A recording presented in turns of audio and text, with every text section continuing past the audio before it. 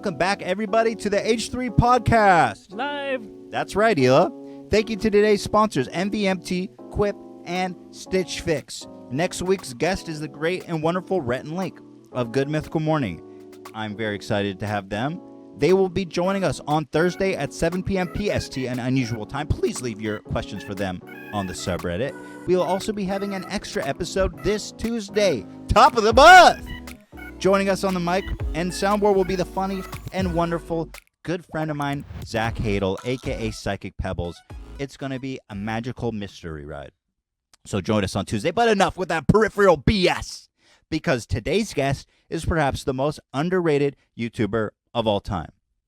For sure. Of all time. His production quality is beyond anything I've ever seen on YouTube, and every video has the production quality and visual effects of like a multi-million-dollar Hollywood production. It's insane. He's been doing it for 10 years, and he's one of my favorite channels, and he's criminally underwatched. You may know him as Captain Disillusion. He's a superhero whose special power is skepticism. He debunks conspiracy theories and fake special effects in a wonderful and comedic way that I have not seen anywhere.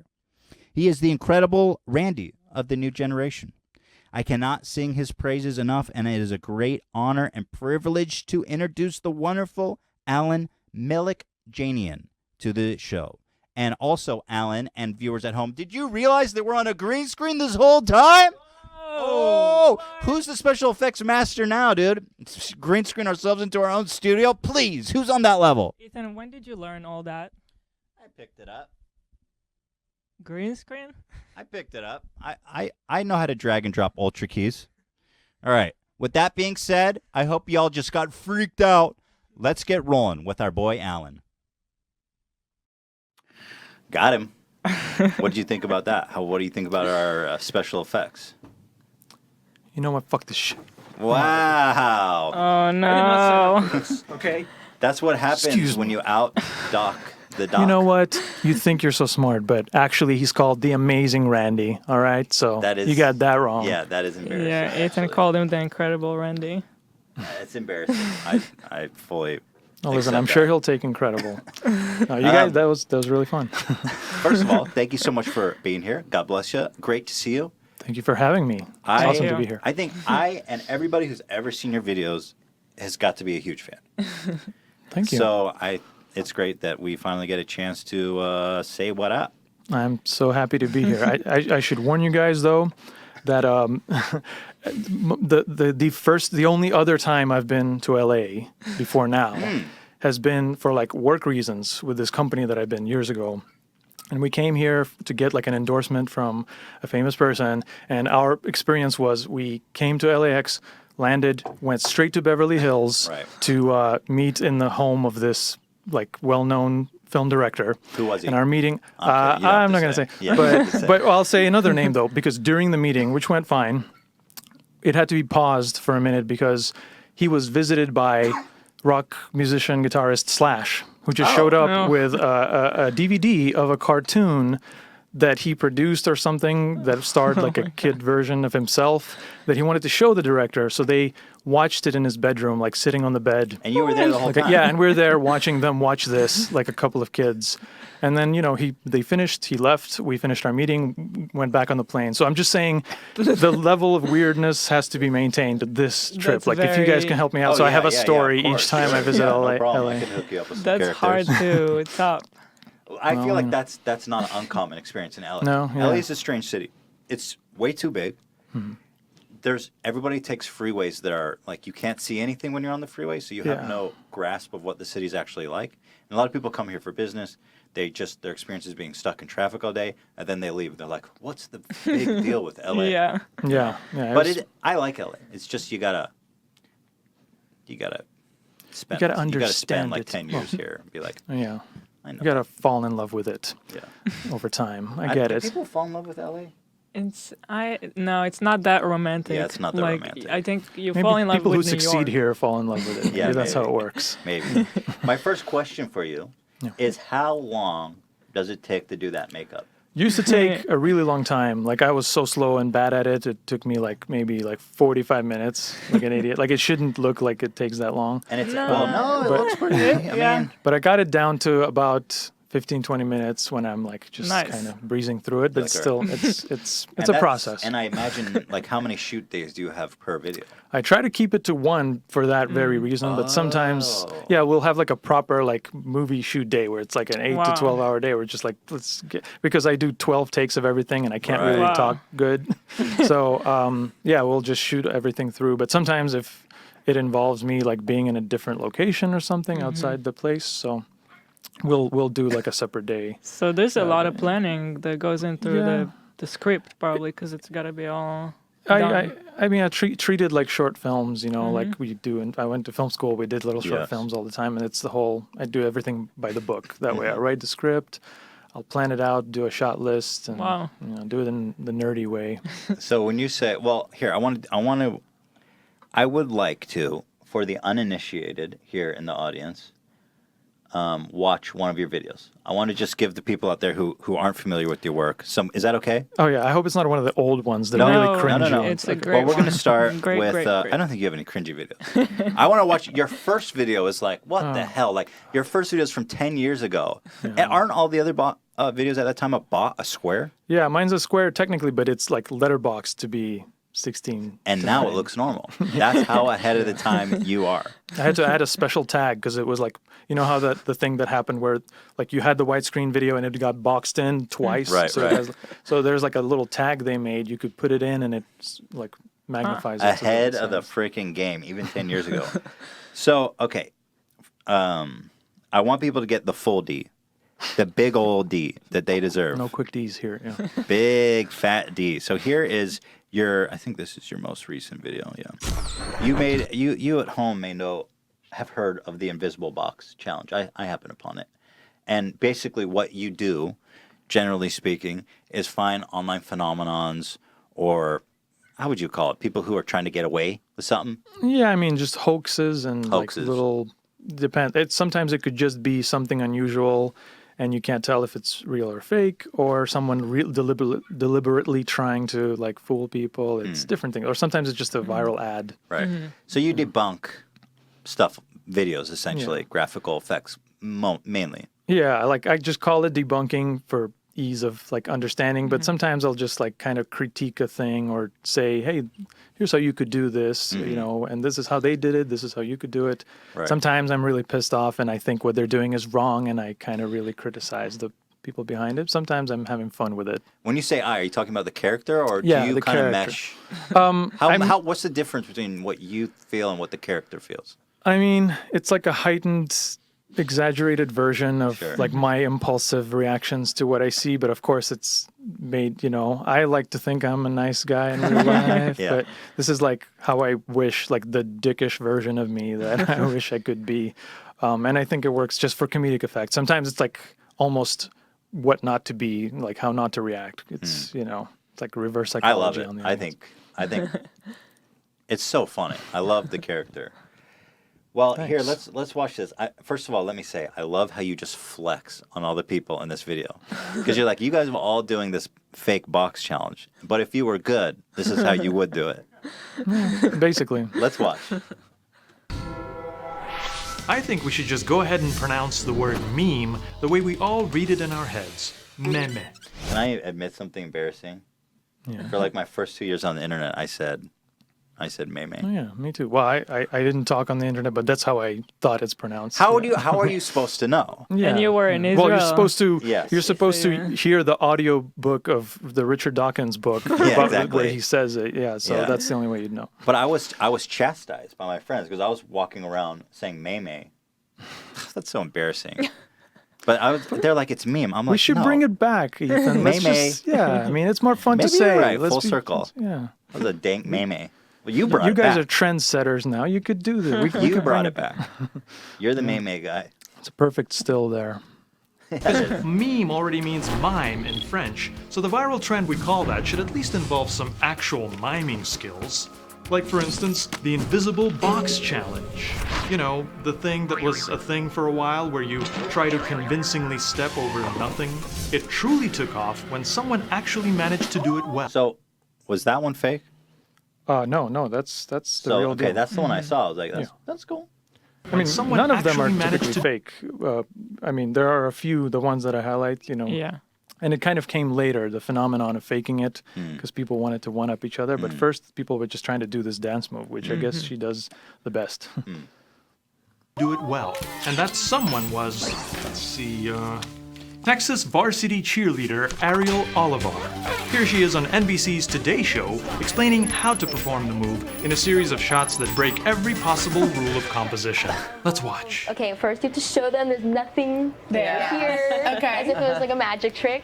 And then you lift your leg, or no, you have to pat it. So I thought you were going to debunk this, but it turns out you and just then you didn't put your like foot on top of the box. Well, behind the this one has to scenes stay exactly where it is the extra whole here, time. you see they have a little So, green when screen you thing going jump, on in that show, because this leg later that's jumping, they do a joke of it. The hosts join her and so when they you jump, do a fake this leg version of stays the in the move. My God, you put one foot up and try to keep it in the same spot while jumping really high with the other foot. Anyone can do it. Well, anyone who is strong, lightweight, and extremely coordinated like Ariel and me.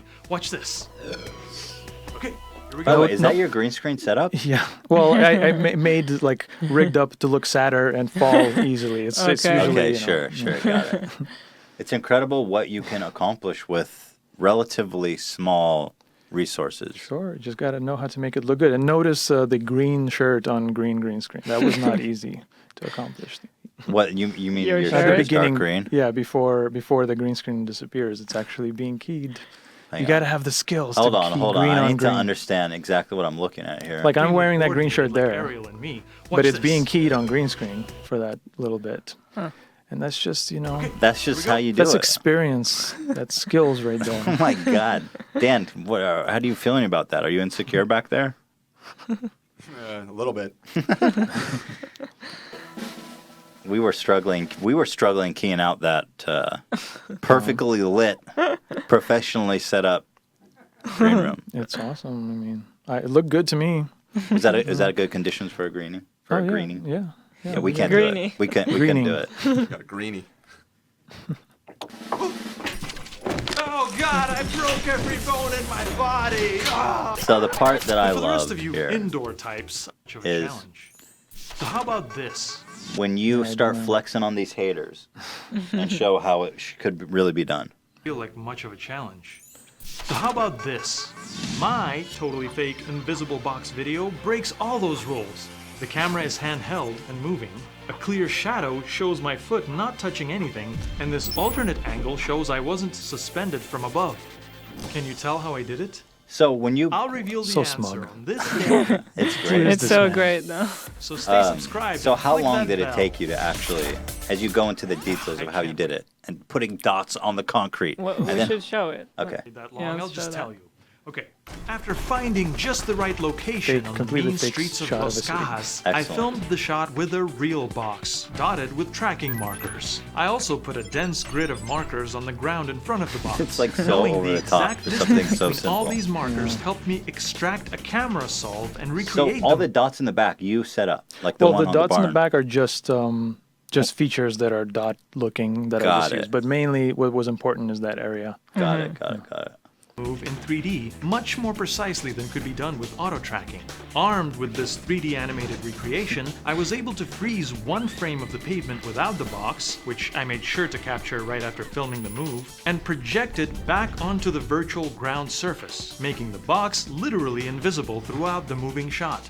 Of course, it also made everything else that entered the area disappear, and while the green on the box helped a little, I ended up manually rotoscoping my hand and foot and their respective shadows to appear on top of the box invisibility patch. Ironically, the biggest challenge was removing the markers that made the effect possible in the first place. Painting them away in one frame and using the same projection method as the box wasn't enough because my shadow moved across them. So I picked individual frames where various markers are in shadow, painted each one out, and combined a series of projections until I had a version of the entire grid in shadow.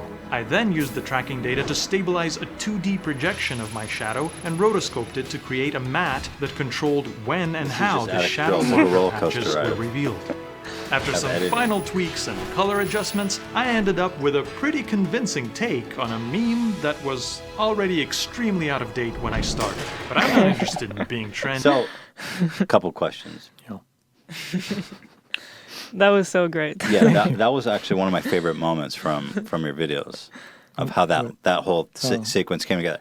How long did it take you to put all that together? Well, I release a video a month, and so the old adage that a task is going to take as long as the time you allot for it. Sure. So it pretty much takes me every day of the month to put it together.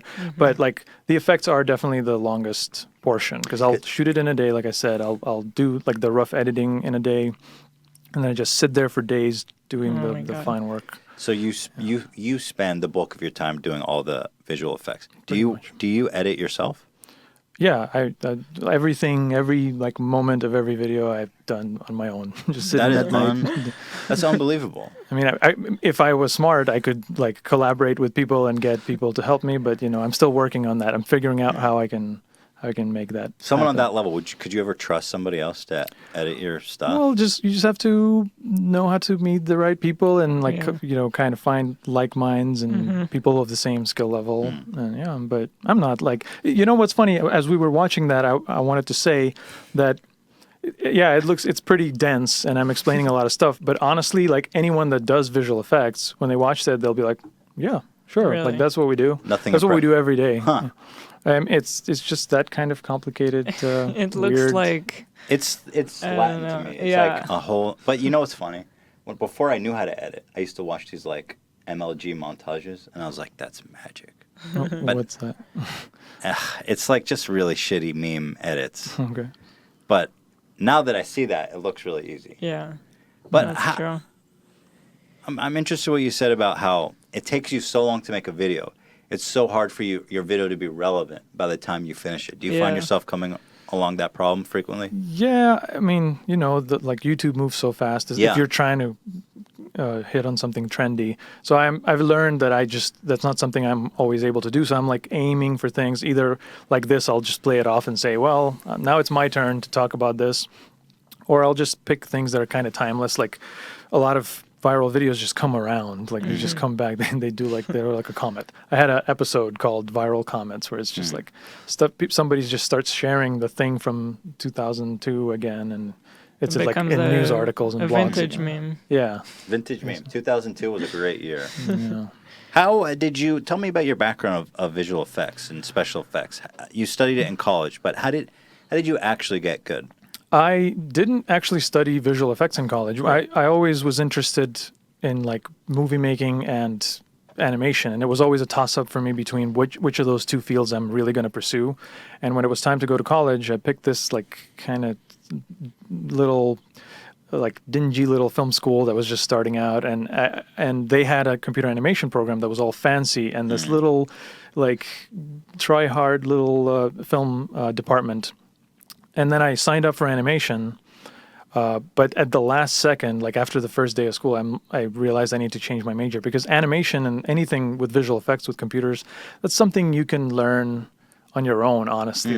There's, especially now, this was before tutorials and things, but there were books on these subjects, and you could just get the software and figure it out and play with it until you figure out how it works. But with filmmaking, shooting stuff, editing, you gotta, it's like a team sport. And if you don't learn in a safe way how to work together with everybody, how to delegate and everything, then there's no, and also play with all the fancy equipment that you don't necessarily need to spend tons of money. Yeah.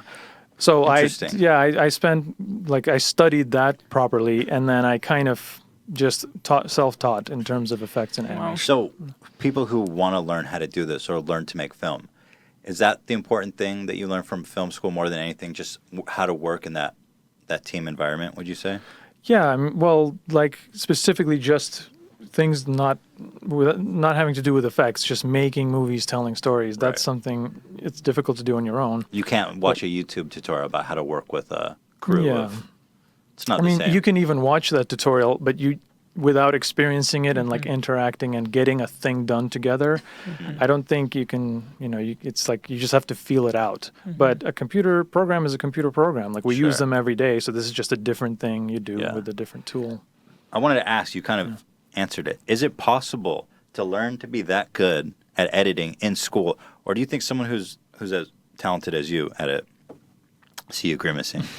I don't take compliments well. Thank you. Do you think that someone can get that good at something, would have to just on their own decide and dedicate, I'm going to spend an obscene amount of time by myself studying this on YouTube or wherever?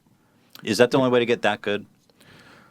To just study it on your own? Yeah. Well, maybe. I mean, I studied, I was like a nerd about it. Like when I was actually in high school before college, I was in this sort of technical, like progressive high school that had almost like college majors. And they had a TV production like studio.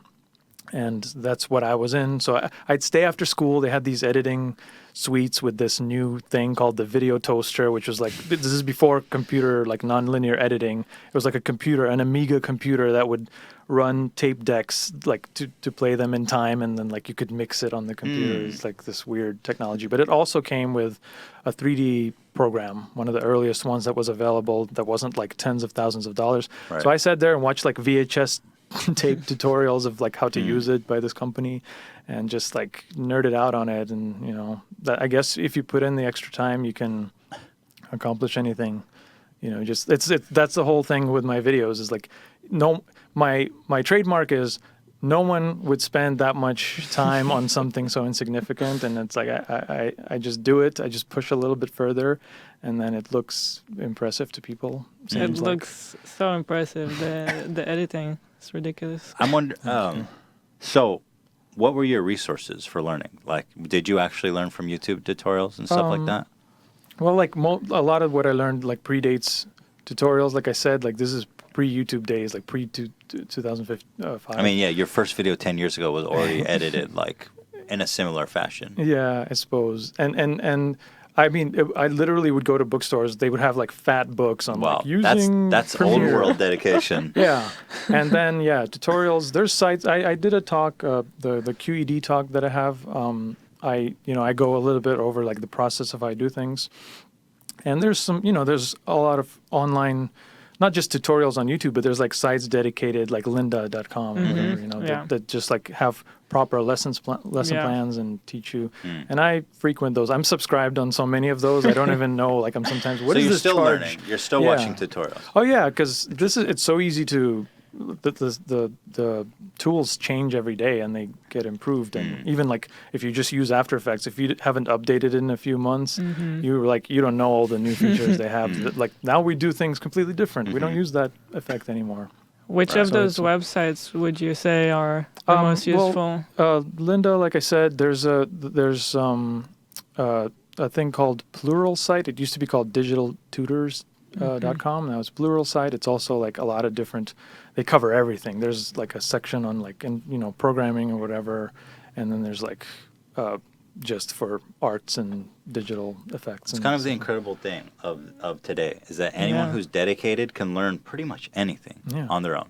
Yeah, and then there's sites that are dedicated more like to specific tools. Like I've been frequenting and become friends with a couple of people from this site called cgcookie.com, and they pretty much cover only like analog, regular art, visual art, and also this program called Blender, which is like a free, completely free, what's it called? Open source, like 3D software package. It actually does other things like compositing, and they're trying to be like from start to end. You could do everything on it. You could edit video and stuff, but it's mainly like its strength is 3D. So you could do like Pixar animation level stuff, really? And and it's free. For free. Yeah, you just download it. That's crazy. Crazy. It's crazy. And nobody has an excuse anymore to not like be a professional at whatever they want. I feel like you keep mentioning how you put all this time in for something insignificant. This seems to be a theme somehow. What is the most insignificant thing that you've spent the longest time editing? And how long did it take you? I think there's a lot of examples, the thing that popped into my head now, maybe it's not the most ridiculous example, but the Will Tsai video I did about the magician that was on America's Got Talent. I remember that. Yeah, he's got like online videos where he uses like digital effects instead of actual magic. And so I was there was a quick montage where I reverse engineer, like just display like, here's what was really happening in the shot. And sometimes I'm adding little elements. And there's one where he does a trick where he has a ukulele and he just like, it's like pink or whatever, and he flips it and it's green or whatever color. And I'm just to show that it was just like blue or whatever. It was a solid color, and just like with the green screen you guys did, he just keyed a different color and then keyed a different. So to show that I don't, the YouTube video quality is not that good. Like the compression. Sure. If you're zooming in on something like a ukulele, it's flat and you see all the artifacts. So I couldn't like key the thing he keyed and do it over. So instead I had to rotoscope this ukulele and every string of the ukulele like frame by frame so that the strings didn't change color. Wow. But I could change the ukulele and like paint it in. And it was on the screen for like less than a second for sure. Oh my God. But I spent like a day doing that. Just painstaking. That's so funny. And as I was doing it, I'm like, why am I doing this? Just for 1 second. Hopefully. But it probably, yeah. I watched that video. It probably looked amazing.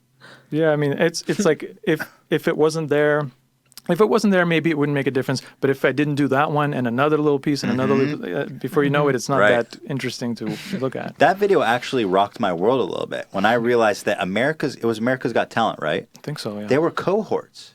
They helped him cheat.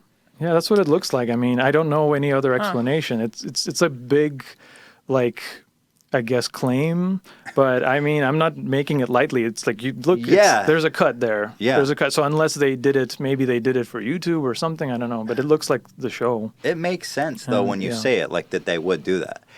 For people who haven't seen it, he does a trick. He's on like black velvet. What was the trick where you thought you It's like the typical, it's called the coin matrix, where you have the 4 coins and you cover them and then they end up magically showing up to the same spot. But he did like a flourish on it where he just made things like, instead of, just manipulating coins under cards, he just like would snap his fingers and they would just pop into places. And he transformed them into petals, rose petals, and then like it started out ordinary, but then became like amazing. And when he did these transitions that look like the old movie cut kind of effect, it literally was that, or at least it was assisted by like a little time compression, a little cut. That implies a lot because they presumably do it in front of a live audience. Yeah.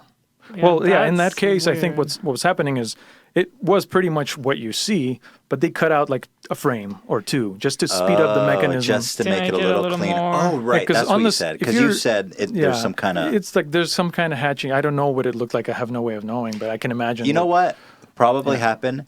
They're like, this looks so fake if you're watching. It's so obvious that without consulting him probably, and even they're like, let's fix this because it looks horribly fake. I think, it might not even look that fake, and maybe to the audience watching it on the monitor and on the screen, and it would look fine. Sure. But if you're going to put it on TV and on YouTube, people are going to look at it frame by frame. Yeah. So now you have no choice. So maybe they were like... But I don't know is that okay? No, I don't think so. I don't Especially in a think so. talent show. It's like, you suck, dude. You didn't do it good. Yeah, I mean, a or just risk, people will see that there's a thing for a frame It's there. like but magic isn't real either.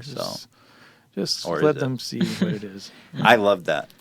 Like all of your videos. Thank you. I have to compliment you more. you Don't so you love much. this guy? Well, I'm learning to take compliments better. I'm just gonna say We'll thanks. work on that. Let's take a quick break. We are going to be back. I want to talk about the Gateway to Sedonis video. I love that. There's so much in there. So we are going to go to a quick commercial break, and we will be right back with your boy, The D, a.k.a. Captain Disillusion, but I like to call him The D. So come get The D in a minute. Thank you to MVMT Movement for sponsoring this week's episode of the H3 Podcast. You guys have heard me talking about MVMT. You know that it was started by 2 college dropouts that started their own watch company. It's crazy how fast this company has grown because they've sold almost 2 million watches in over 160 countries, and they continue to revolutionize the fashion world because they believe that style shouldn't break the bank. What these guys are doing are selling high quality, incredibly made, beautiful watches for a fraction of the price that would cost you from one of these traditional retailers. I don't know if you've checked out the site lately, but they have doubled the number of watch styles and now are selling high quality sunglasses and just introduced women's bracelets. Hila, They have really cool ones with barbed wire. barbed wire. Ooh, careful. Ooh, a little Hardcore. dangerous, a little spicy. You may know, for all of you people who aren't lonely ass this Valentine's Day, it is around the corner. And it can be hard to find that perfect gift, but MVMT is here to make it easy. You can buy your loved one a Valentine's Day beautiful custom gift box, which has a watch and a bracelet. Imagine your girlfriend. Oh, Ethan, you never do anything for me. It's not direct toward you. I'm just hypothetical. You never do. I don't expect anything. He never does anything for me for Valentine's Day. All of a sudden, oh my God, a custom box shows up with this incredible, beautiful. Show this. Look at how beautiful this watch is. With a bracelet, it's like, oh my God, guess who's getting it tonight, boy? Maybe I should get you that. Maybe you should. Maybe I already did. Honestly, this is going to be the perfect Valentine's Day gift. Their bracelets are the perfect complement to the watch. It's a beautiful to stack and wear them together. Or if you just want a slick, beautiful watch, go to mvmt.com/H3. And today, my friends, only you will get 15% off with free shipping and free returns if you don't like the dang thing. So go to mvmt.com/H3 and join the movement. They're changing the world. I love their watches. Hit them up. Thank you for sponsoring us. Next, we have Quip. You know I love Quip. I can't stop talking about Quip. It's an electric toothbrush that is so freaking good, it should be in every house in America. You know what? Toothbrushes are already expensive. You go to the grocery store for a good toothbrush, it's going to run you like $5. And then it wears out. It's too firm. It messes up your gums. Who is making this crap? So Quip came up with a brilliant idea. They're like, you know what? We're going to change the game. We're going to disrupt this market. Yes, I've been watching Shark Tank. Look at this. Here it is. This is an electric toothbrush. It only costs $25. It lasts for months. All you have to do is change out the top. It's made of rubber and really soft, wonderful bristles. It doesn't have any batteries that you have to change or anything. And listen to this. That's the real deal. You hear that vibrations? That's the real deal. And here's the beautiful thing. It goes for 3 minutes, which is how long you're supposed to be brushing that nasty-ass mouth of yours. And it turns off to let you know, hey, guess what? You're done. And you're good to go. And now you can breathe in anyone's face because you've got the perfect breath. I hate stinky breath. And this is my favorite toothbrush ever made, and I'm obsessed with oral hygiene. So here's the deal. Go to getquip.com/H3 right now and get your first refill pack free with a Quip electric toothbrush. They start at just $25, the toothbrush itself. That's a free refill pack free at getquip.com/H3. That's GETQUIP.com/H3. Try it out. I guarantee you are going to fall in love with this toothbrush and you will never look back. I love it. Thank you to Quip for sponsoring us. And finally, Stitch Fix Men. Listen, you know there's always that guy in the room. He's looking slick. He's looking great. He's ready for everything, for anything. And that takes a certain skill set. It takes a certain focus and appreciation for fashion and maybe a certain understanding that some of us don't frankly have. Okay? I'm not the most fashionable guy in the world. But here's what Stitch Fix does that's so cool. It's the new way to shop for clothes, and it's unbelievably simple. Just go to stitchfix.com and answer some questions about your sizes, what styles you like, and how much you want to spend. Stitch Fix has clothes for every guy and his style. It's not just one type guy look. They've got everybody from me to a guy who smelts steel. Real men. I don't know what guys like that wear. Overalls. We'll send you overalls. I don't know. But they have styles for everyone.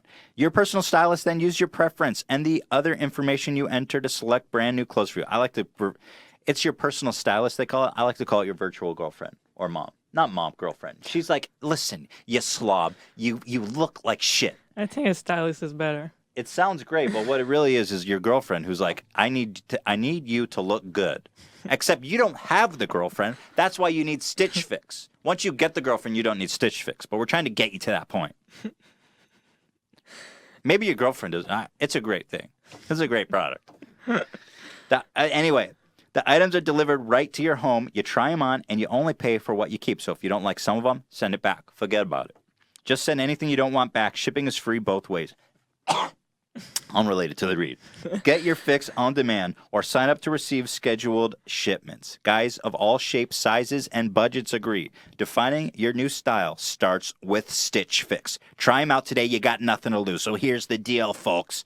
Oh, I forgot. You know what? Hang on. Here's the deal, folks. Get started now at stitchfix.com/H3, and you'll also get 25% off when you keep all 5 of the items in your box. That's stitchfix.com/H3 to get started today. That's Stitch, STITCH, Fix, FIX.com/H3. Go try them out. Dan has been wearing this sweater from Stitch Fix. I think you've been wearing that pretty much every Friday since you signed up. Yeah, absolutely. Here, tell. I love it. This sweater. I mean, look at this. Come on. No, but unironically, you've been rocking that He has, sweatshirt. yeah. Thank you. Yeah. Yep. They really nailed you. Yeah, they knew me. They nailed the podcast producer look. Would you call it your virtual girlfriend or stylist? Why not both? And that's the way. So thank you, Dan. Thank you to Stitch Fix. Guys, if you are in the market for some clothing, a beautiful watch, or a toothbrush, please consider supporting our sponsors to help support the show. Thank you so much. Let's get right back into it. Hey, guys. How's it going? Everyone good? Having a great, what is today? Friday, right? Yes. The podcast schedule has become so irregular that Yeah. we usually do it every Friday. Mm-hmm. But obviously people's schedules are... Well, I made sure to be Yeah. here on the correct day. You're a Friday guy. Pointing it out. One sec here, guys. Just need to check something. Me too. I gotta check something. Guys, we're all checking something here. Everybody check your phones. Just everybody something. reference your phones here for a minute. You're good on the thing? I'm good. Dan, are you good on the thing? I think we're all good on the My thing. brother said, show more of his videos if you can. My brother is watching. Well, go to his Go for channel, it. obviously, if you want to watch more of his videos. Yeah, does That's a my good place to thing get start. monetized when we're watching it here? Do I get double monetization? I am straight up reaction videoing your ass. You're pirating. You know what's funny? The one you showed was very like perniciously copyright claimed. Really? Really? But not by the girl for the cheerleader video, and not by her. She was nice. I actually contacted her just to make sure I can use her picture, and she was cool and she didn't mind. But there's these like companies that are like They Yeah. own viral Licensors. videos. Yeah, Yes. Junkin For Media. Yes. There's one called the word viral is in it and like a messy Viral hog. animal. Right. They really wanted to monetize my whole video. And it Wow. was like the multiple steps of Yeah. claim, counterclaim. So what They happened went all in the way. Well, they released it because They had to typically- strike it eventually. Too. yeah, they had to Yeah. give up. The thing first. is, Yeah. with the companies like that, it's like their whole business model, right? Sure. Although I don't know why they feel the need to monetize 300,000 views or something. But it's also fine. I understand. I'm sure they're doing it on like the author's behalf or whatever. And I don't know what They own it. It's them. so they license They it one buy, time. They buy it. exactly. They Yeah. buy it outright. It's They're like, a we'll whole give you $1,000 business. bucks. Yeah. Right. That's I guess that makes sense. But I understand that they need to police that. If someone simply just re-uploads the thing, If it's but a if it's- re-upload. they I had to explain to them like this makes up 2%. The video is 6 seconds long. I use 4 seconds of the 6 seconds, and it's like 2% of my whole video, Yeah. which is full of original content. I don't think Yeah. it's very fair. That's the beauty of That's insane. copyright. That's disputes. insane for them to think that they can claim the whole video. Yeah, and I know that it's like one time, okay, you see that it says the name of the video, you just flag it. But they had to look at it again when I counterclaimed. And Someone they watched reinforced it. it. Someone watched a 10-minute video and said, yeah, for this 4 seconds, we are definitely still Wow. in the right. Strange. But you're using it, well, first of all, I learned a lot about fair use since we were in a lawsuit involving fair use. But you're using it for textbooks, educational purpose. It's like, Yeah. I would call that textbook fair use. I mean, I don't know much about law, but It's because 100% fair use. Well, Yeah. technically, if you make a video and use something unlicensed, even for a split second, I guess legally they're entitled to take your video.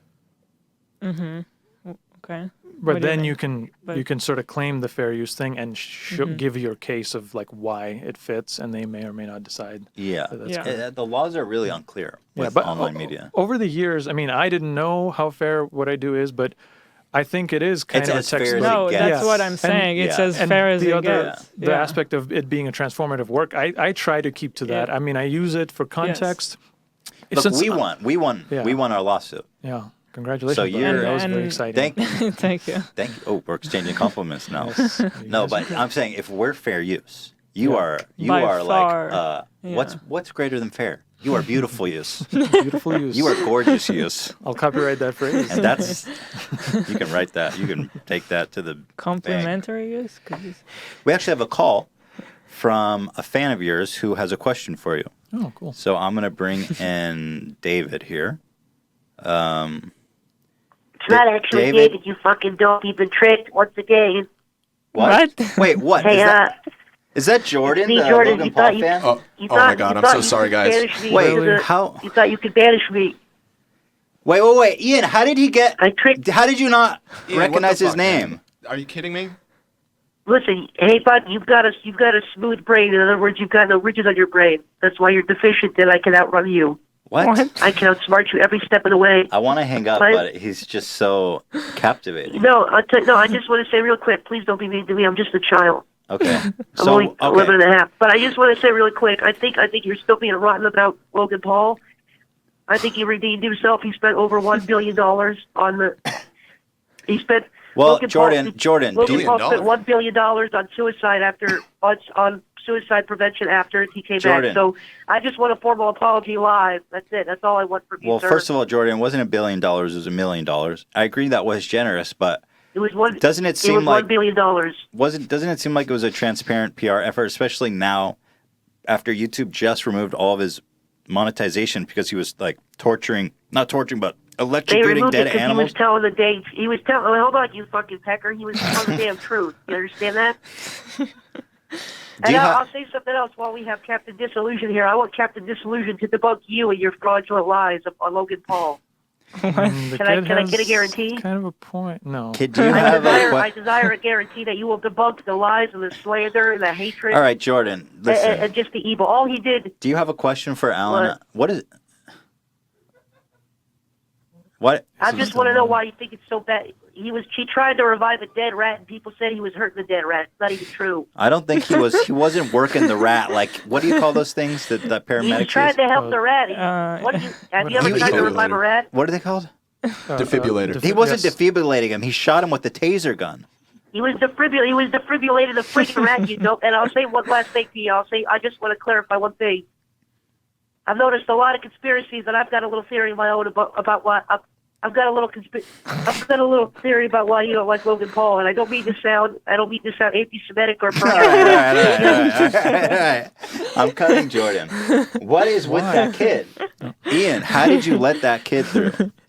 You know what? I'm sorry for Ian. He put on a voice and How was could you acting like he was possibly somebody else. disguise He that seemed voice? genuine when we screened him. I'm sorry. I'm scared. The last time he called, he threatened to have me assassinated with bitcoins. Yeah. He's Yeah. he's an industrious kid. I mean, I really thought you guys had this a little bit more together, but I thought so too. Ian, it's everything wrong here is Ian's fault. Okay. He was our intern. He's been elevated to PA, but I think I should call him intern. Kind of keep him in check. that's fair. All right. Oof. Whew. It's hard to come back from that. All right. Wow. I'm all riled up. Just look at me. Sorry again, guys. You were born in Latvia in 1980 during the Soviet era. How do you know all these things about me? That's classified information. It's on Wikipedia. Wikipedia. No, yes, that's true. What was it That like is for you true. growing up? Tell me about your experience there. It's like I have kind of an unusual combination of things. I grew up. Yes, I was born in Latvia, in Riga, the capital city of Latvia. which was a republic of the Soviet Union, and now it's a country of its own, which it used to be originally, then became, the conglomerate that was the Soviet Union, and then became its own country again. And during the Soviet Union era is when I was born there, but I am not Latvian. My mom is Russian. My dad is Armenian. And Armenia was also a republic of the Soviet Union and is also a country now. And so, like I lived in a place, it's sort of like when British people were born and grew up in Hong Kong. Got it. Like I didn't have anything to do culturally with Latvia. Some but more Russian Yeah, culture? like Russian. I spoke Russian to my parents. Wow. You speak Russian still. I do. Probably not as good as to a Russian speaker as I should, but I can get by. Interesting. And I still speak to my family in Russian. So, and then like I would go sometimes. My parents were circus performers, and they traveled all over the country. Did I mention Is that real? Yeah, no, That's for real. like That's unbelievable. amazing. That's like that's the trope from like novels. I guess. Yeah, I mean, it was very exotic upbringing. But I would travel with them. They traveled like around the country, but the USSR is like the entire Russia is pretty big now. What is Russia? It's like bigger than Pluto surface area or something. But it was huger then because of all the republics were included in it. So it was this monster of a country, and they toured everywhere. Because in Russia at the time, maybe still, circus is a little more like a high-class kind of entertainment. It was like regular circus in the Soviet Union was like Cirque du Soleil here. Like it was like this thing. Every major city had a circus building, like a proper little built building for it. And they would, my parents would tour with different companies, and I'd go with them. And when I went to school, I'd stay in Riga, go to school, the normal school year with my grandmother. I would just live, in one place. But then in summer breaks, I would still tour with my parents. So That's crazy. As yeah, a kid. it was a weird. You enjoyed going on tour with them? Yeah, I mean, I look forward to it. It was fun. There's you feel like this exclusive club because there's other circus kids of other performers, and you get to like run backstage and hang out, and all the local townies are like these like lame children, and we can run away from them to the behind the scenes part of the circus. And So your parents are extreme athletes. well, no, the act that they did. My dad was a circus performer from young age, and he was first an acrobat. Yeah, he was in an acrobatic troupe. Then he became a juggler and like a clown kind of sort of comedy character guy, and he was in partnership with this other famous kind of comedian mime guy from the Soviet Union. And then he went out on his own, and then eventually my mom, who was just a medical school student, she in Latvia. He performed. He toured in Latvia. Wow. She ran away with him. She ran away with Dude, your dad is killing it. Yeah. Your mom literally ran off and joined the circus. Yeah, It's unbelievable. against her family's wishes. But, Wow. and she quit medical school, not just ran That's away. like the biggest betrayal. For a parent. Yeah, for a parent. She quit You quit medicals. medical school? So, wow, that is pretty insane. And together they had like a hula hoop act. I don't know if you've ever seen this kind of thing where a woman will do like a bunch of hula hoops and do crazy like things with it. And they had sort of a duo kind of act where they would be these like cowboys, like this cowboy duo, and do like it's sort of half comedy, half sort of this skill juggling demonstration. I did not expect that background for you. I'm still not sure if you just how made you all that up. become a Captain Disillusion. No, honestly, that's completely real. That is amazing. So, how did you end up how'd you come to here? how did you come to be here? Well, like a lot of people from that time, from that era, from that place, it wasn't that fun. Like there were a lot of problems. Yeah. Like me as a child, I actually don't have like scary negative memories of the Soviet Union. It was like this not little, but like this isolated sort of thing where you don't know, you have an inkling of how the outside world is. It's a bubble. And you have a clear inkling that it's cooler and better. Like outside of the country is Disney World, and here it's a little bit like the soap only looks one way, and everything you buy is one kind of thing. It's a little bit gray, and I find that interesting. Even people living in the USSR at the time knew that it was better outside because there's that powerful propaganda to make the rest of the world seem scary and bad. Yeah, I think when I was growing up in the 80s, that was when it was like the veil was falling away, even though the Iron Curtain is still up. Yeah. And people knew it's better. Like people, especially among performers, that's one of the only kind of groups that would be able to go outside the country, or like athletes and stuff. Right. You know, they go with like a little KGB agent in tow and go. So there was agents with you guys when you traveled? No, well, like I said, during my time growing up, they never went abroad.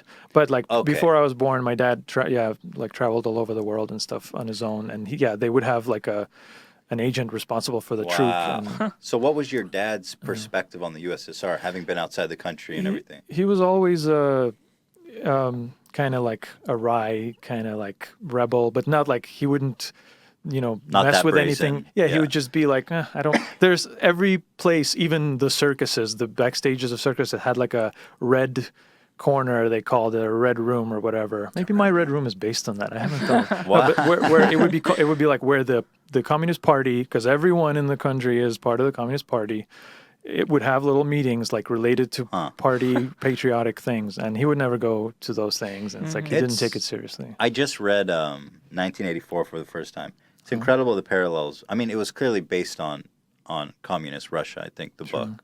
That makes sense. But hearing you talk about it really conjures the visions of it. Yeah. And it's strange because I understand that stuff now, but as a kid, like I didn't feel the ominousness of it. I just thought like this is where we are and the world is cooler. Like it would be nice to go to America one day. And a lot of people thought that way, and they concocted plots to do it. Like my parents did the old, like that movie, what's it called?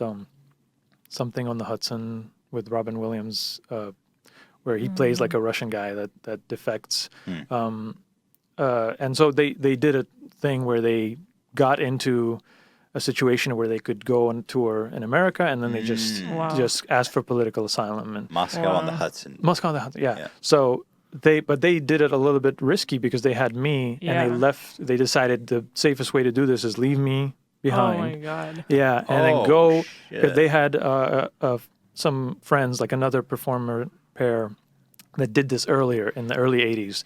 So they had this contact out here, and they helped him arrange that stuff. And then they went, and they knew that they'd be gone for 2 years, having left me behind. And they would get asylum, they would get proper status, and then they would, hopefully, the way the rules worked, they knew that they would allow them to have their child. Eventually. But they kind of banked on this working, and they did. So luckily. did you know what they were up to?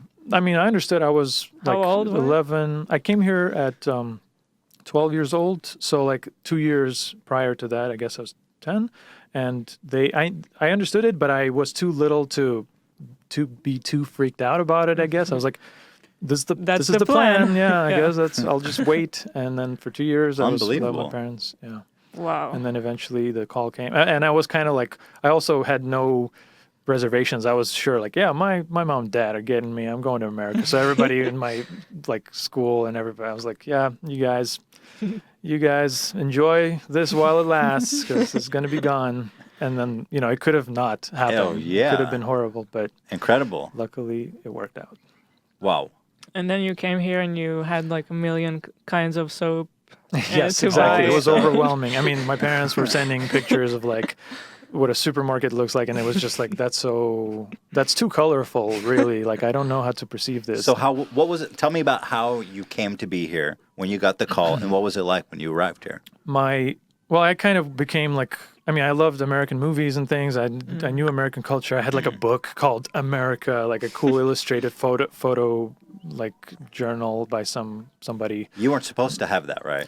No, I mean, at that time it was like the lines became blurred because the thing was, it wasn't a sudden thing that the Soviet Union fell apart. It was like happening. It ended up being like, we are Soviet Union, but really nobody cares. Like we're about to fall apart. Okay. Yeah. So then you arrived. Yeah. Or tell me about the process. Yeah, as my parents were trying to do whatever it is they were doing, getting like legal resident status here, and they were still performing with little like on fairs and circus things here. And I, meanwhile, was just in school, but on television every day, they started showing these parliamental, whatever, like the Kremlin, meetings of the party. And them figuring out what do we do? The thing is falling apart. How do we reorganize perestroika? You know, That was on the television. Yeah, it was like every day, all day, they would just broadcast the proceedings of them voting on things by raising their hands, and I didn't. Very open. Yeah, I guess that's strange, right? But it just shows that it was this strange process where everybody in the country, I guess, was just like over everything, and they just wanted answers, and they wanted to know what are we going to be now? How is this going to work? So they just started showing people the process, but nothing was changing, like other than like weird feeling of a little bit of like a wartime thing where like sugar became like a rare commodity. You had to have like little tickets to get your ration of things like sugar or other products. Right. It didn't really change that much because Russia was always, Soviet Union just felt like nice and gray and simple, and it just stayed that way. But in like, whereas I grew up with like uniforms in school and this very like proper thing, that started to relax. They started letting us wear whatever we want, and I didn't have to be a pioneer anymore. They had these rankings as a kid. When you reach like third grade or whatever, you get this little pin, this little star with Lenin on it, and you're a little, I don't know how to translate it, like October. You know, you're like because October is the month that Lenin was born in, and now you have that. And then when you go to a certain class level, you become a pioneer. You get this red, like the Japanese students, like a red scarf, and you do take a little pledge, and this is the That's salute. incredible. I didn't know that it was that indoctrinated. Yeah. And it was very like strict, and everybody wore the same uniform. There was like 2 kinds of uniforms in the entire ginormous country, and everybody wore the same thing.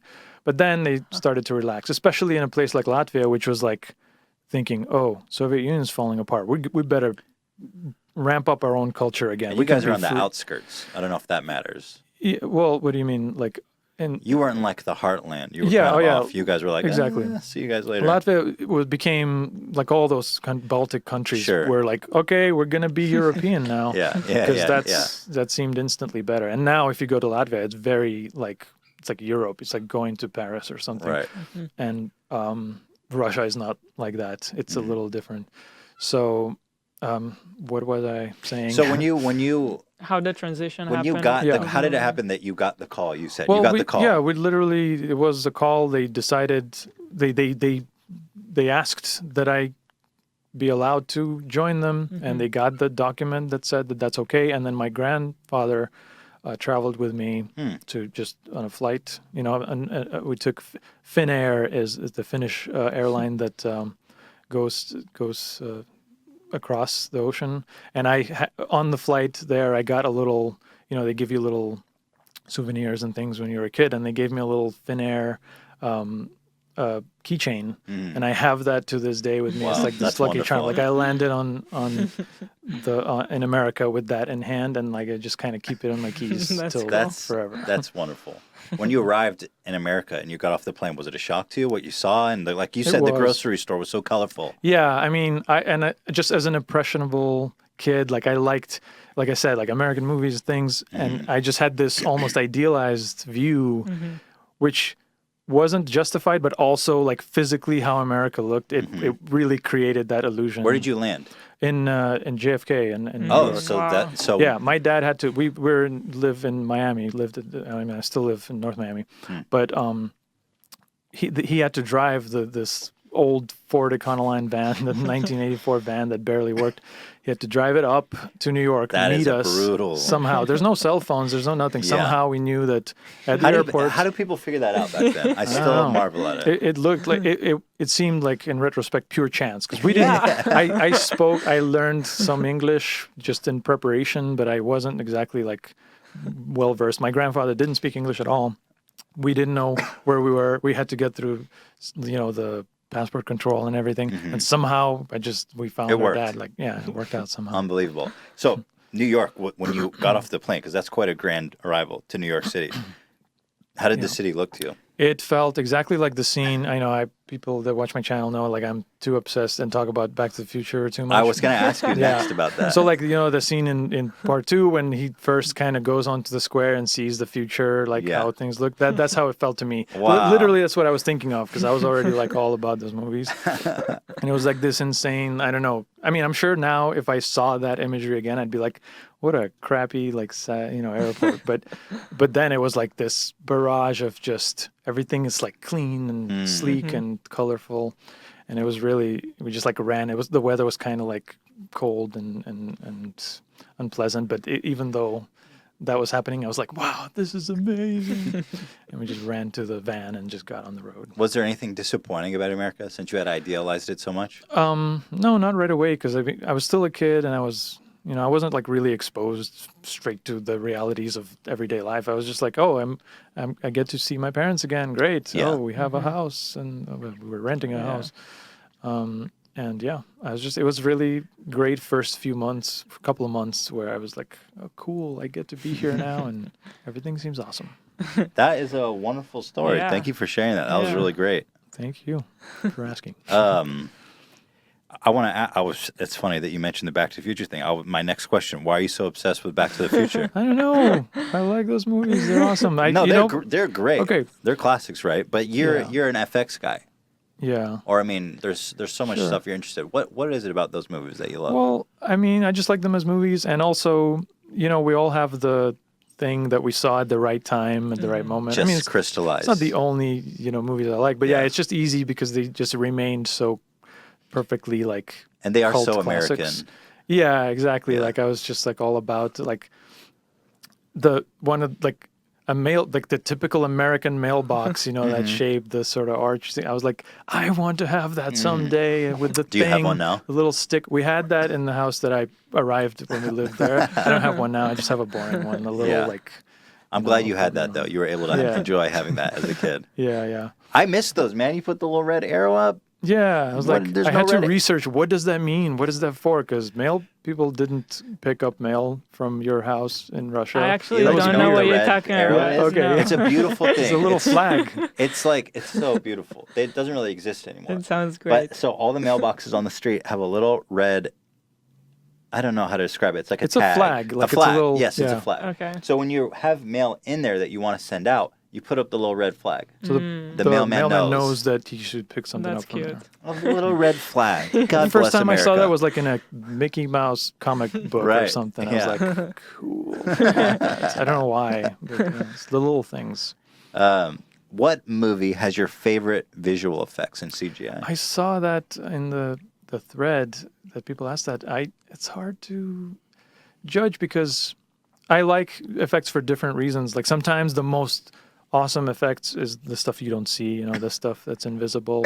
Sure, And yeah. like a movie like Forrest Gump, when it came out at the time, was like this sort of like regular drama, human drama. But there's like a ton of visual effects there, Really? just to make The it air, look. I mean, the feather scene. Oh yeah, starting with the feather. Where But it's what like else this, was there? I mean, I guess well, just the war wartime stuff. stuff, yeah, and just a lot of they did a lot of touch ups on like when he's on. Hey, shrimp that's boat the and whatever. Robert Zemeckis Yeah, too. yeah, that's another Robert You're Zemeckis movie. a fan. I can't. Yeah, I'm like, yeah. What I need to think of something else because, like, yeah, what's a not Robert Zemeckis movie? By the way, No. I love Forrest Gump. I love. When I love it first too. went to see Forrest Gump in the theater, I didn't know anything about it, know what it was about. Yeah. Everyone was just like, oh, That's the Forrest Gump. best. I was like, what the fuck? That name is so stupid. What am I going to watch? I came out and I was just like, Yeah, that was my oh experience. my too. God, I'm blown away. It's awesome when you can just avoid every piece of information.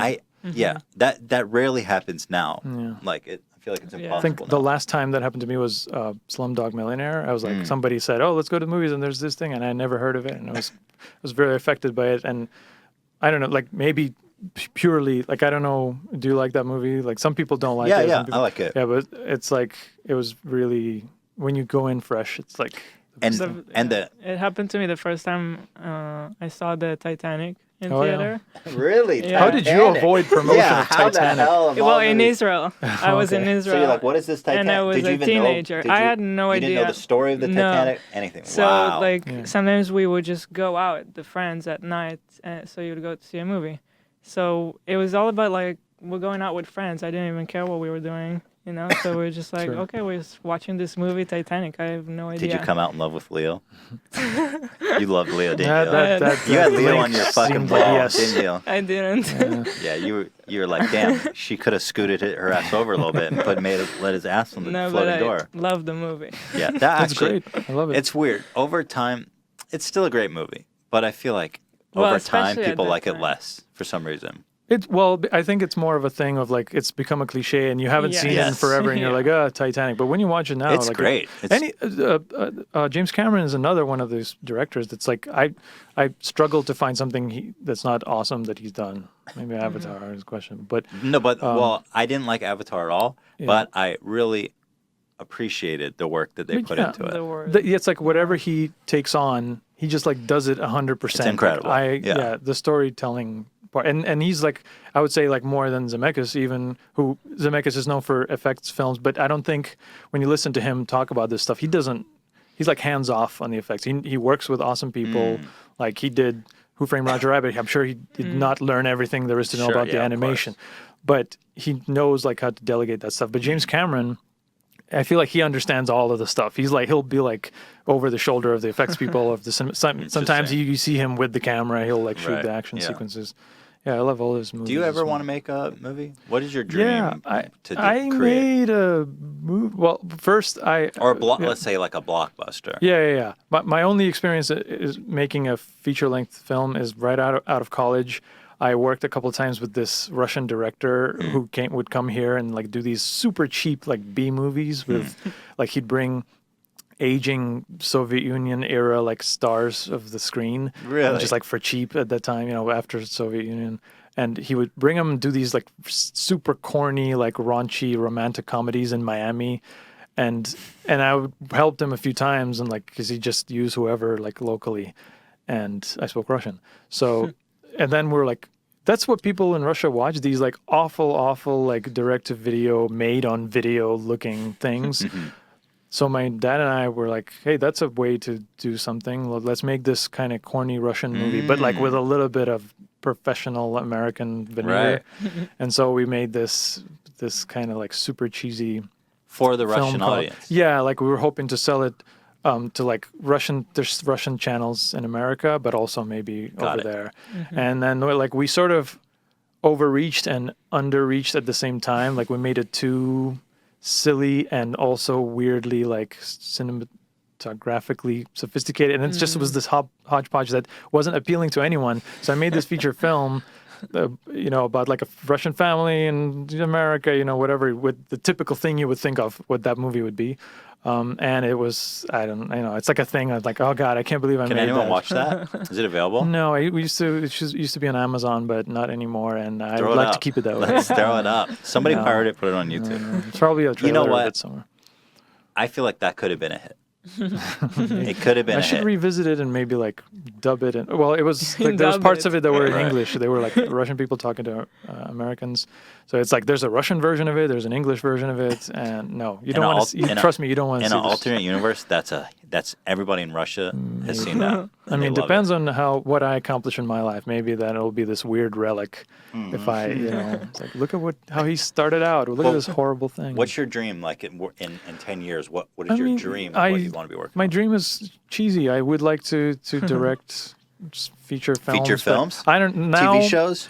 Well, see, it's funny. Like all my life, I wanted to just be a film director, but now it's like we've reached this age where I'm soberly trying to look at it, and I'm like, cinematic films, like that's almost on the way out. It's weird. Like It's they don't really make the weird. money. It's hard to put that together. You have to basically be already in Hollywood. Like it's Well, what about a show like a Yeah, like so- a science show? like a Netflix thing. Like Netflix is awesome. If I had anything, a one-off kind of movie or a show on Netflix, that would be like, I think I would just hang up my jacket. Has nobody ever offered you a television show or anything like that? Not yet. but- Has YouTube ever acknowledged you in any way at all?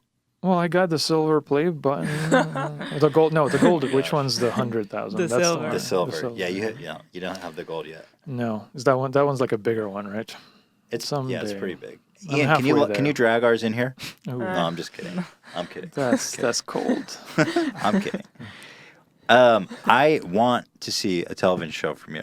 It already feels like it when I watch one of your videos. I feel like I'm watching a TV show. Like, Well, the thing is, it could easily be on Netflix. Well, I mean, I don't know why I'm doing it, but I am doing it by like the rules of, like I used to even like compose the shots. You know how now when you shoot shows, you it's 16 by 9 screen, but they shoot it so that old grannies with square TVs still can see every important element. So I used to frame my stuff that way and have like titles, make That's sure unbelievable. Yeah, and I even now like the soundtrack, I do it in a way that you could take out the dialogue.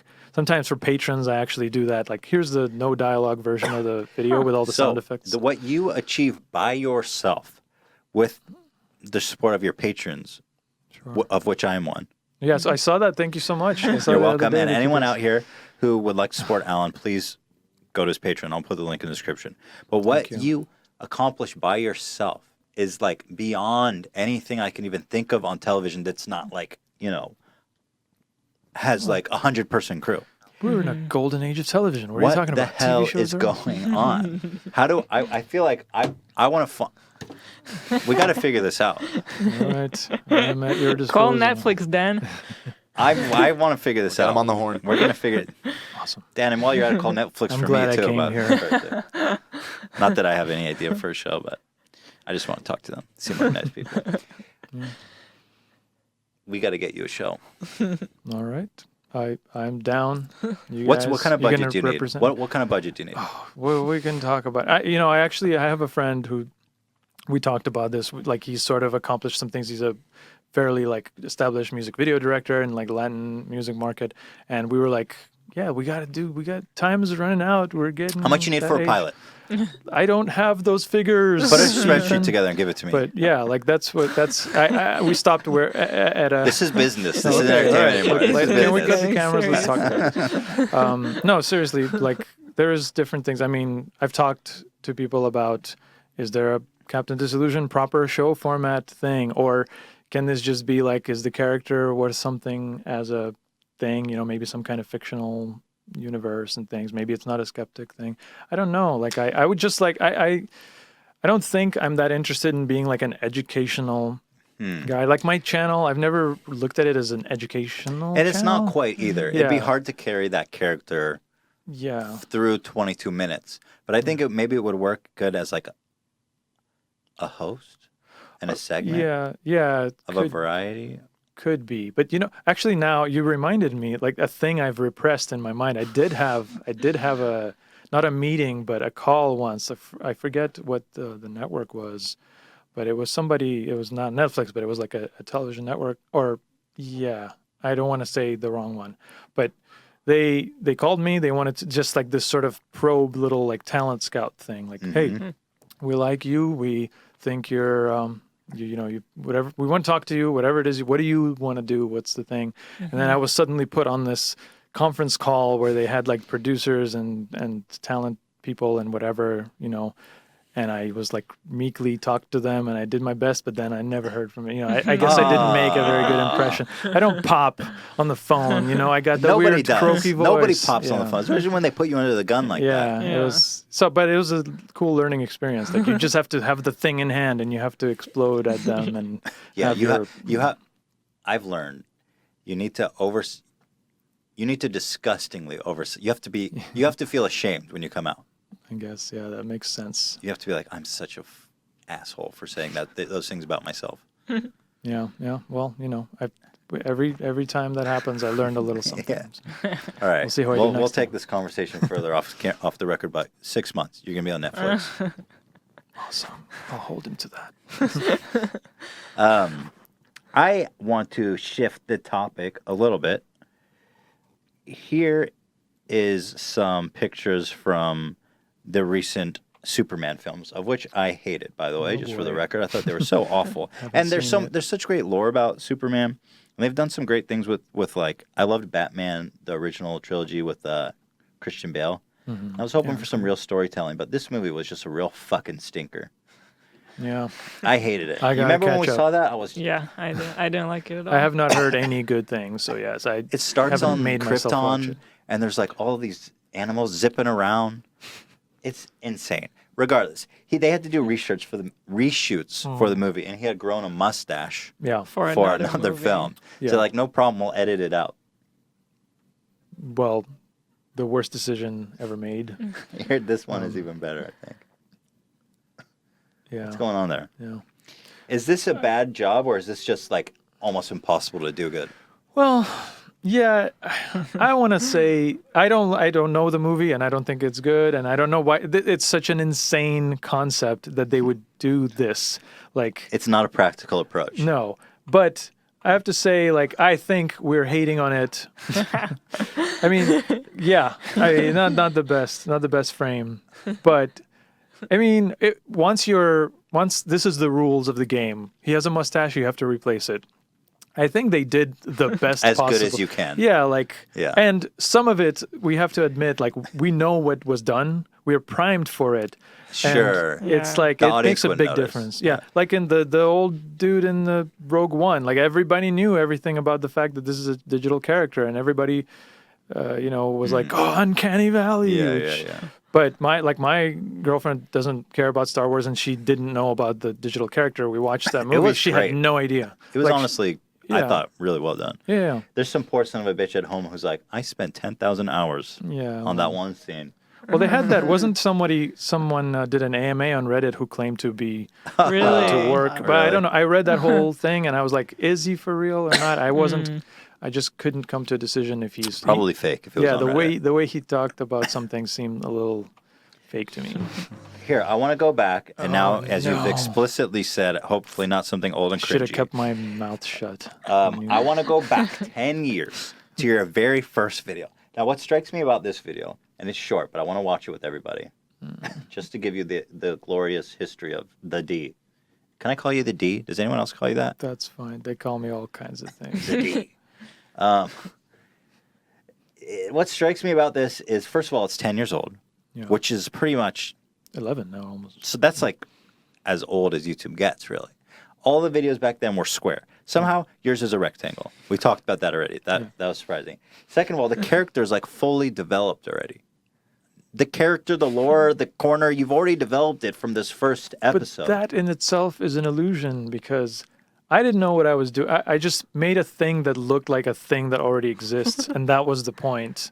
It was like we're cutting into a thing that's a established show, but it wasn't. I didn't know.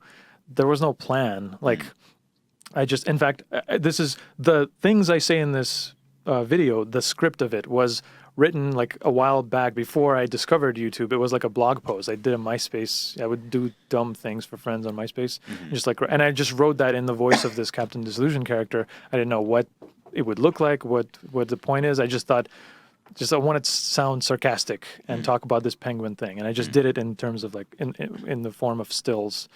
And then when I got on YouTube and I tried a couple of stupid things and nothing, was really catching on, and I thought, like, what's another weird thing I have? So I dug up that blog post and I thought, how can I make it look weird? What do I have? What if I was silver like that? Well, I have this weird mustard looking jacket.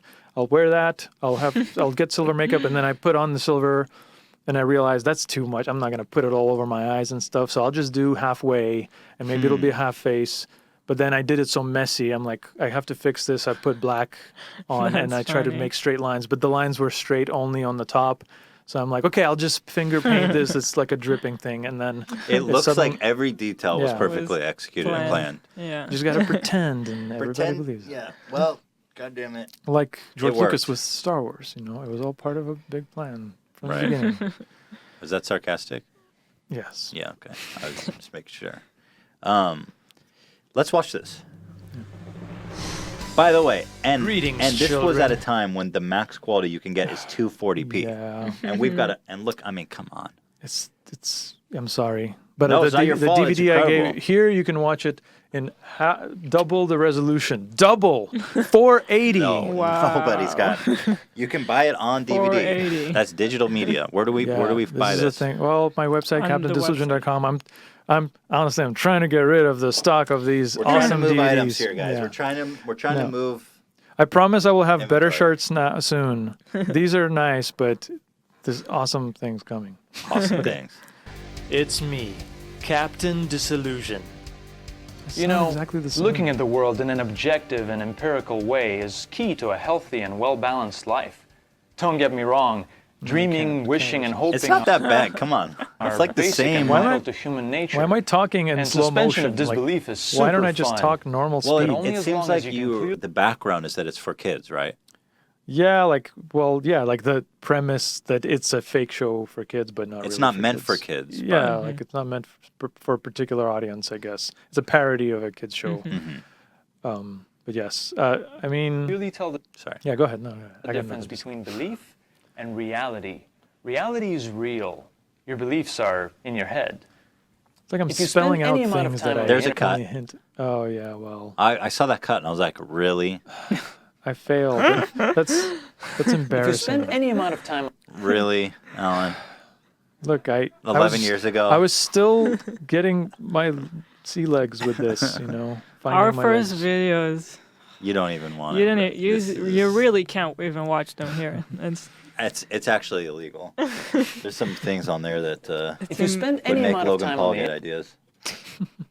internet, you've probably come across this hilarious little video of a penguin bitch slapping Hey, the another player penguin. looks like the player back then. Yeah. Nice.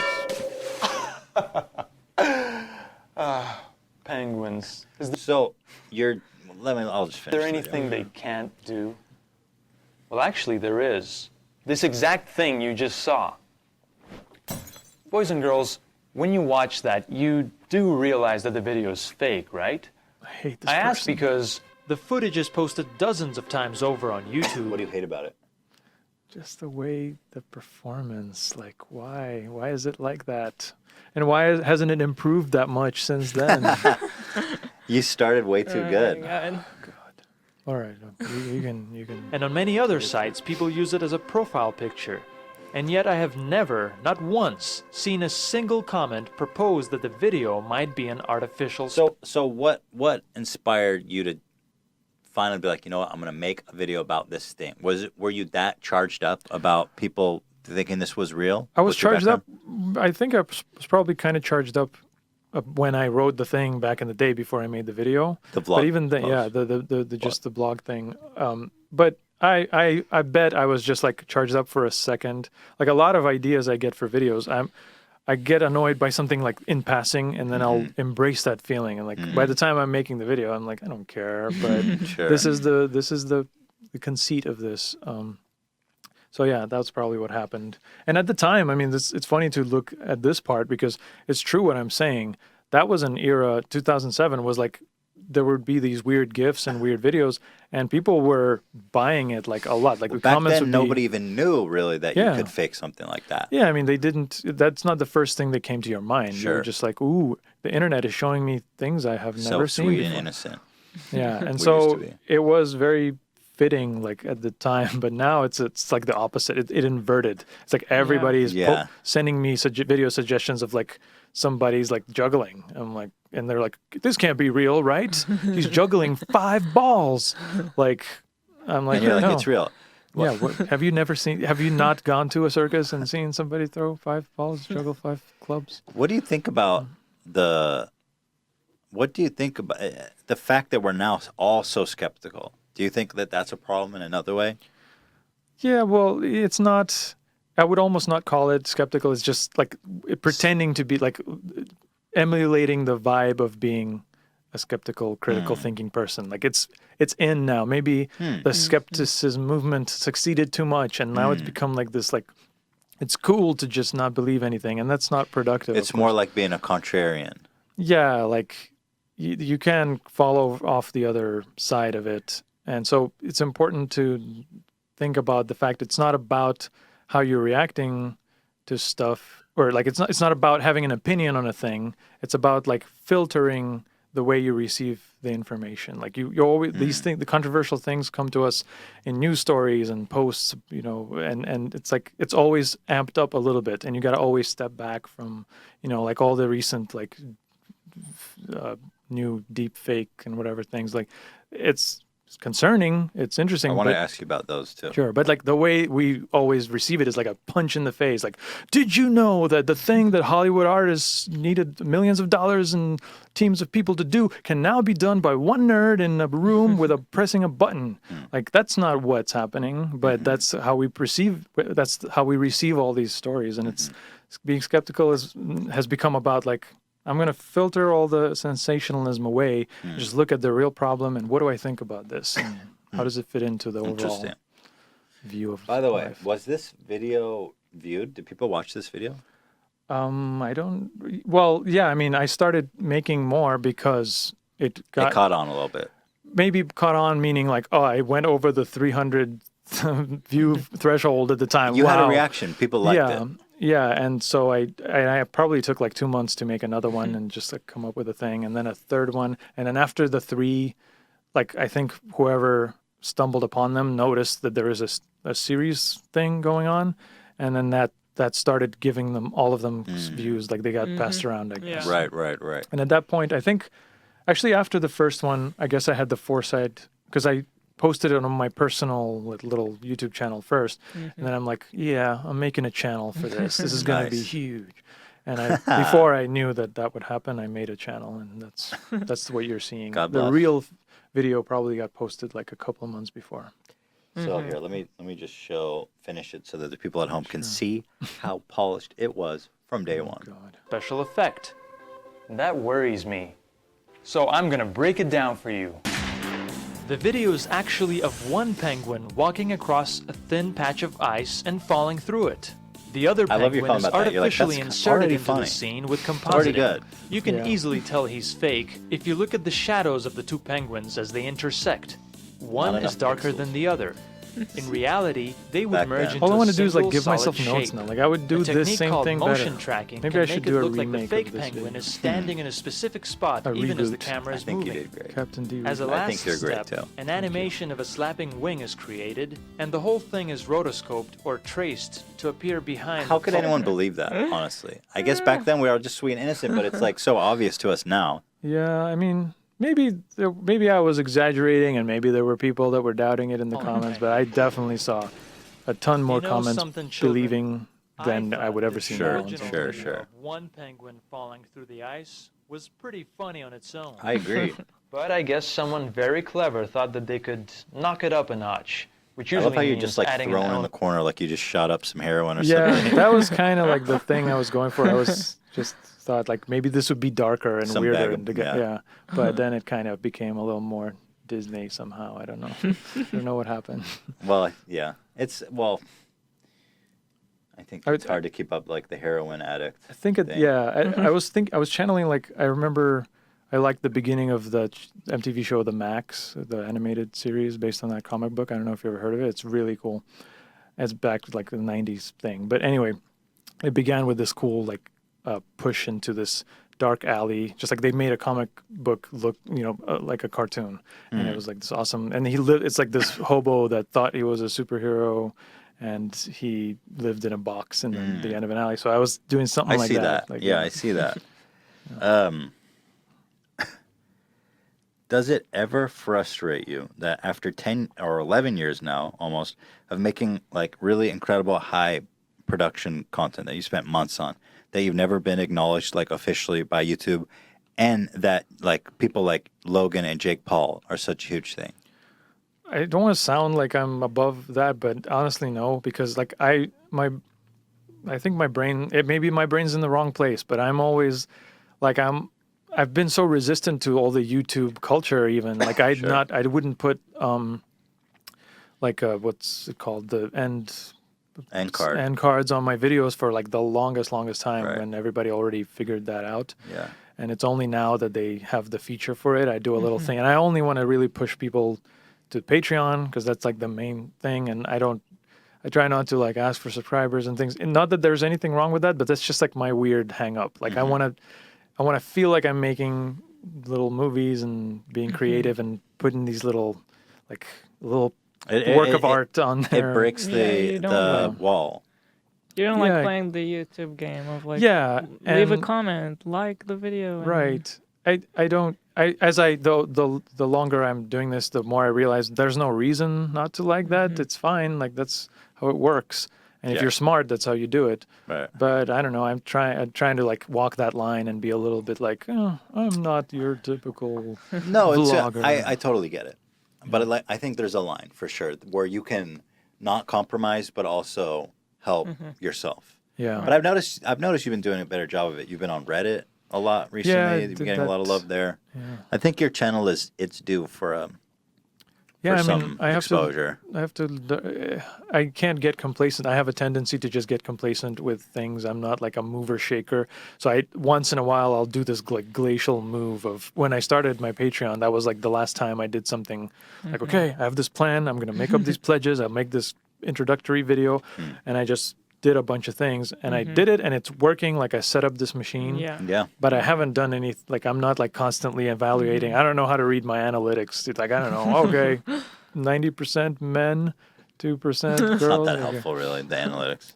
Yeah, well, I'm sure that there are smart ways to use them. Everybody's always talking about them. I just have to, either do a better job of it or get with the person that, is like someone that is good at that side of things and make it like a partnership where they just may tell me what to do.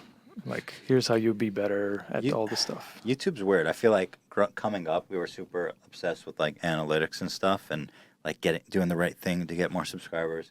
But now I feel like none of that stuff really matters. It's just really a matter of if the YouTube algorithm likes your content and wants to promote it. Yeah, I guess it comes down to that now. I wouldn't know. Like, I really don't know. I don't understand why it's still such a mystery. Like, why don't we know how it works? This is all we do. Like, we should kind of know. I think the real secret is that even people at YouTube don't know how it works because now it's like a learning, it's machine learning thing. It's always changing. That's the thing. Its only purpose in life is to create as much watch time as possible. Yeah. And so it's kind of off doing its own weird thing. I guess in that sense, it's almost impressive that people do figure out by observing, like YouTubers figure out how it's behaving. But yeah, it's pretty tough to nail down. Yeah, I've almost gotten used to now the thing of the demonetization. Does that happen to you a lot? It happens to me. I don't know if this is normal. It happens on every video I post. Every video I post. So messed up. To the point where I got scared when it didn't happen with this last video, but then it just took a day and then it became demonetized. Wow. But I'm used to clicking the button manual review and it comes back in like minutes usually for me. Oh, Really? Okay. But I don't understand. So yeah, maybe I'm not a typical case. I don't know what it is that triggers it getting demonetized no matter what I do. My face must do it. No, I think it's normal. Like our highlights channel, pretty much 80% of all the clips we post there get demonetized. And it's like, every time I talk to someone from YouTube, they're like, it's great. Like, everyone's doing fine. We keep making improvements. Whatever. From my perspective, but it gets reversed, so it's not... Eventually, but like when you post your video, you get the lion's share of your views. But I think it says on there that you get they keep it and they give it to you. Like if you're losing it during the time. Really? No. I think I saw that note. If it's demonetized, they don't show ads. Okay. I think what you're thinking about is copyright. Yeah, I know that they do that for that, but I feel like I saw. But yeah, what you're saying makes sense because there just wouldn't be ads. Yeah. I want to show you something that freaked me the flip out.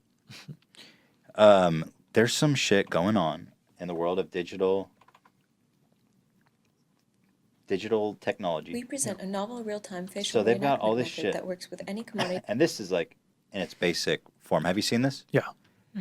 So this is called face-to-face captures. I don't know what RGB means, but these guys have made this real-time way to make it look like you're realistically editing what people are saying. The RGB part is important Significant because difference to that just previous means that they're using nothing but the video. There's no special. They're not using like a 3D camera or It's something. just a really great algorithmic. Yeah, they're just whatever. You could take any video at any point, and the other part of the guy you shoot with a regular webcam also. RGB That's just means crazy. the picture, no depth information, no nothing. So have a look at this. Is the re-rendering of the mouth interior.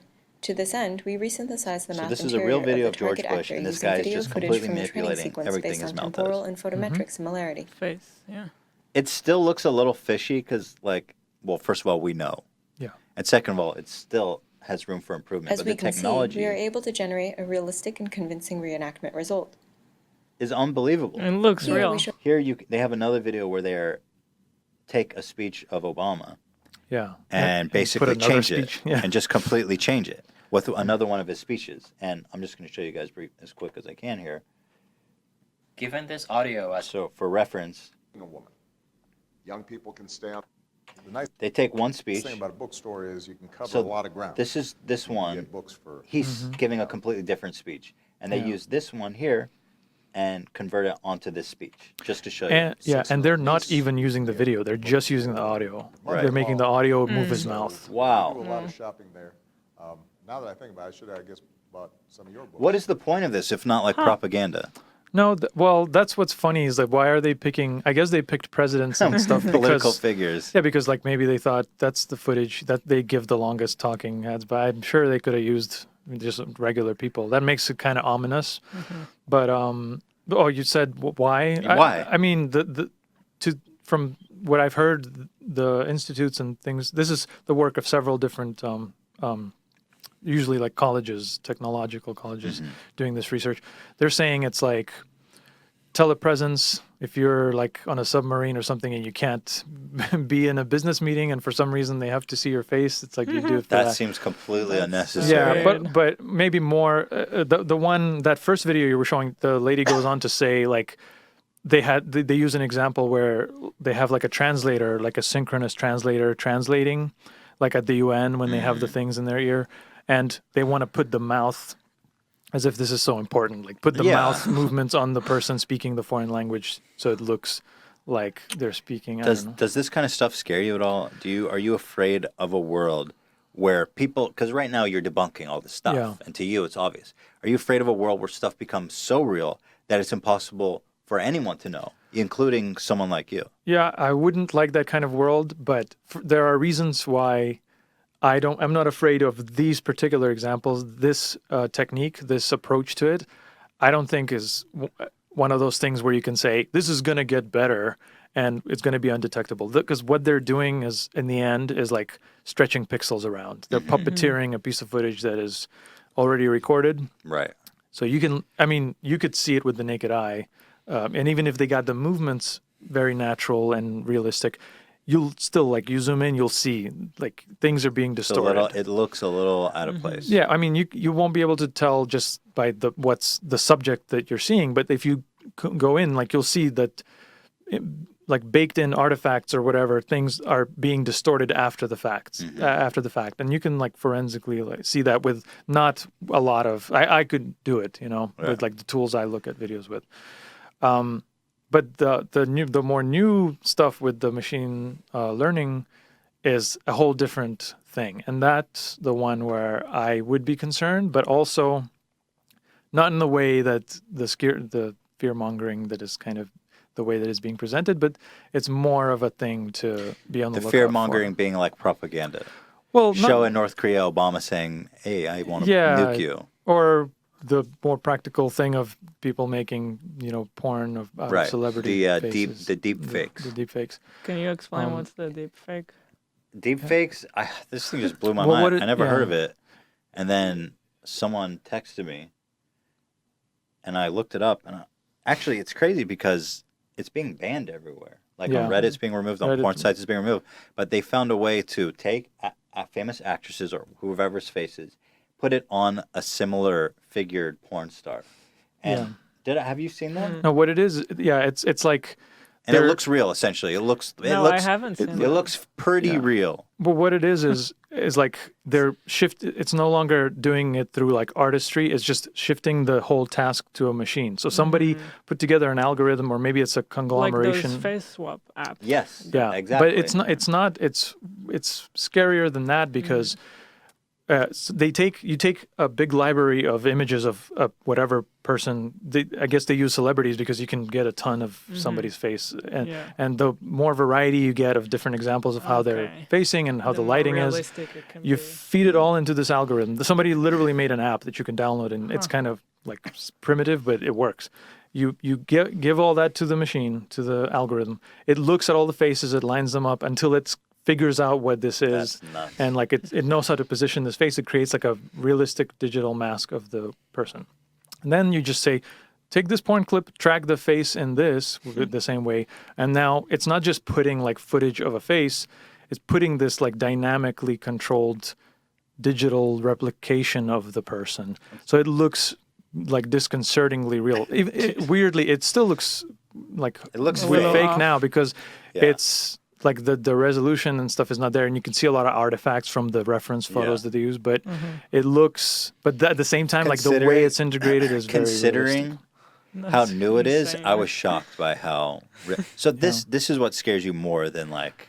It scares me, but at this, even here, I like for a different reason, I'm not like on the rooftop shouting like we're doomed, because it's true. Like when digital, artists and movies do stuff, it's still human decisions, human like touches. And I, as a human or a Captain Disillusion, whatever he is, can look and reverse engineer that and say this shadow shouldn't be there, whatever. This is different because I agree that this is a case where it's going to get better and it's going to look flawless. But you just have to shift the task of checking if it's fake to the same algorithm. Like I don't know a lot about programming and data science. Machines to fight machines. Yeah, because I don't see why the algorithm can't just be adapted to just scan for what the algorithm did, because it would know better than anybody. Sure. So I mean, I don't know if that's the way it would work, but that's the way I would approach the problem. And it's like as we're getting to the point where you literally can say like, computer, get Scarlett Johansson, put her in this porn clip, and then you press one button, and in a minute it gives you this completely indistinguishable thing that it's her. That's crazy. The day we have that is the same day we'll have another app in the App Store that says, "Is this fake?" And you just press a button and it knows. All I know is VR porn is going to be off the chain, dude.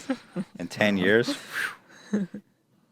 What an amazing future to look forward to. We made it, guys.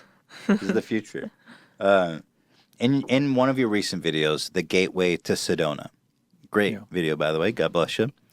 You take issue at the end with people who blur the line between fact and fiction under the guise of like, hey, I'm just a troll and I'm just trying to make a buck and make entertainment, right?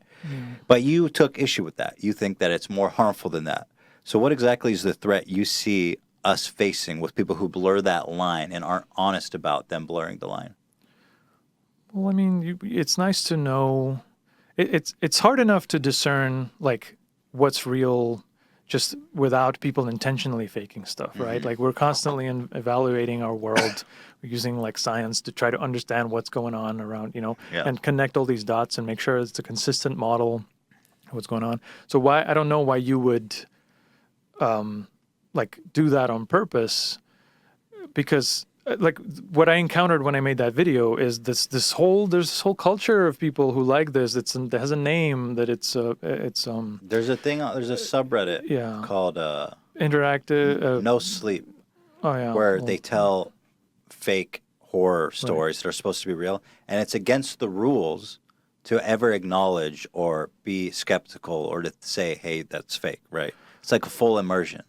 Well, I mean, I understand what is meant by that, but I don't understand why. My opinion is if your story, the world that you're building, whatever, doesn't work without that one thing of you breaking, not acknowledging that it's fake, then if that's the only thing that makes it good, then is it good? Like why?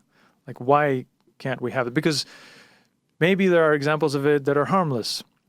But it's the same device that like a hoaxer or someone who's spreading misinformation, like things that matter, medical myths, anti-vaccine things or whatever. Like same thing, same techniques. So am I just supposed to leave it up to the creator? Like you're an artist and you're just telling your little ghost story. You have a ghost in your apartment.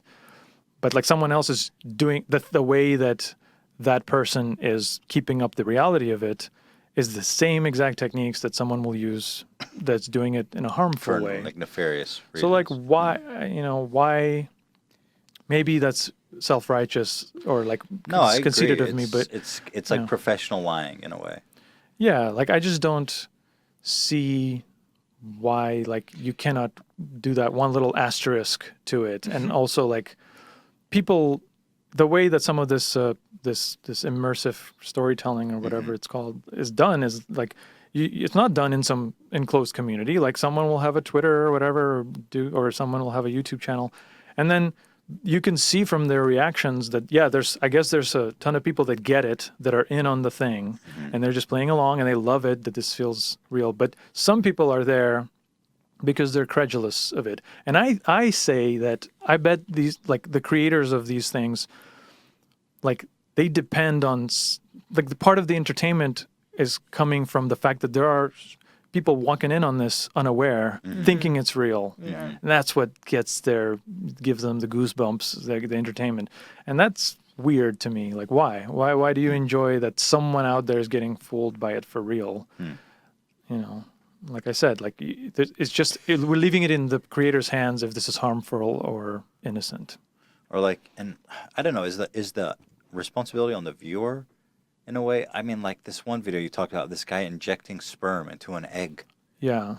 That's true. I don't know the answer to that question. I mean, it's like, dude, like yeah, like that one I have almost a soft spot for the guy because it's like even though he's very like the other examples I give, they don't talk to their audience to say this is fake or not fake. They just don't engage. But that guy is like all over his comments, like people like serious like scientists will say like, look, this is how the thing works, and he'll write a whole thing about like, no, this is how science works. Actually, you don't know about this thing in this book. He'll just weave this like story. Interesting, very committed. Yeah, but it's at the same. It's set against this really ridiculous like thing of him doing. It's like the guy it's for a the troll. record. You should show maybe a little bit because it's so ridiculous. If it's not against the rules. Well, no, it's on YouTube, right? It lives on YouTube. Yeah.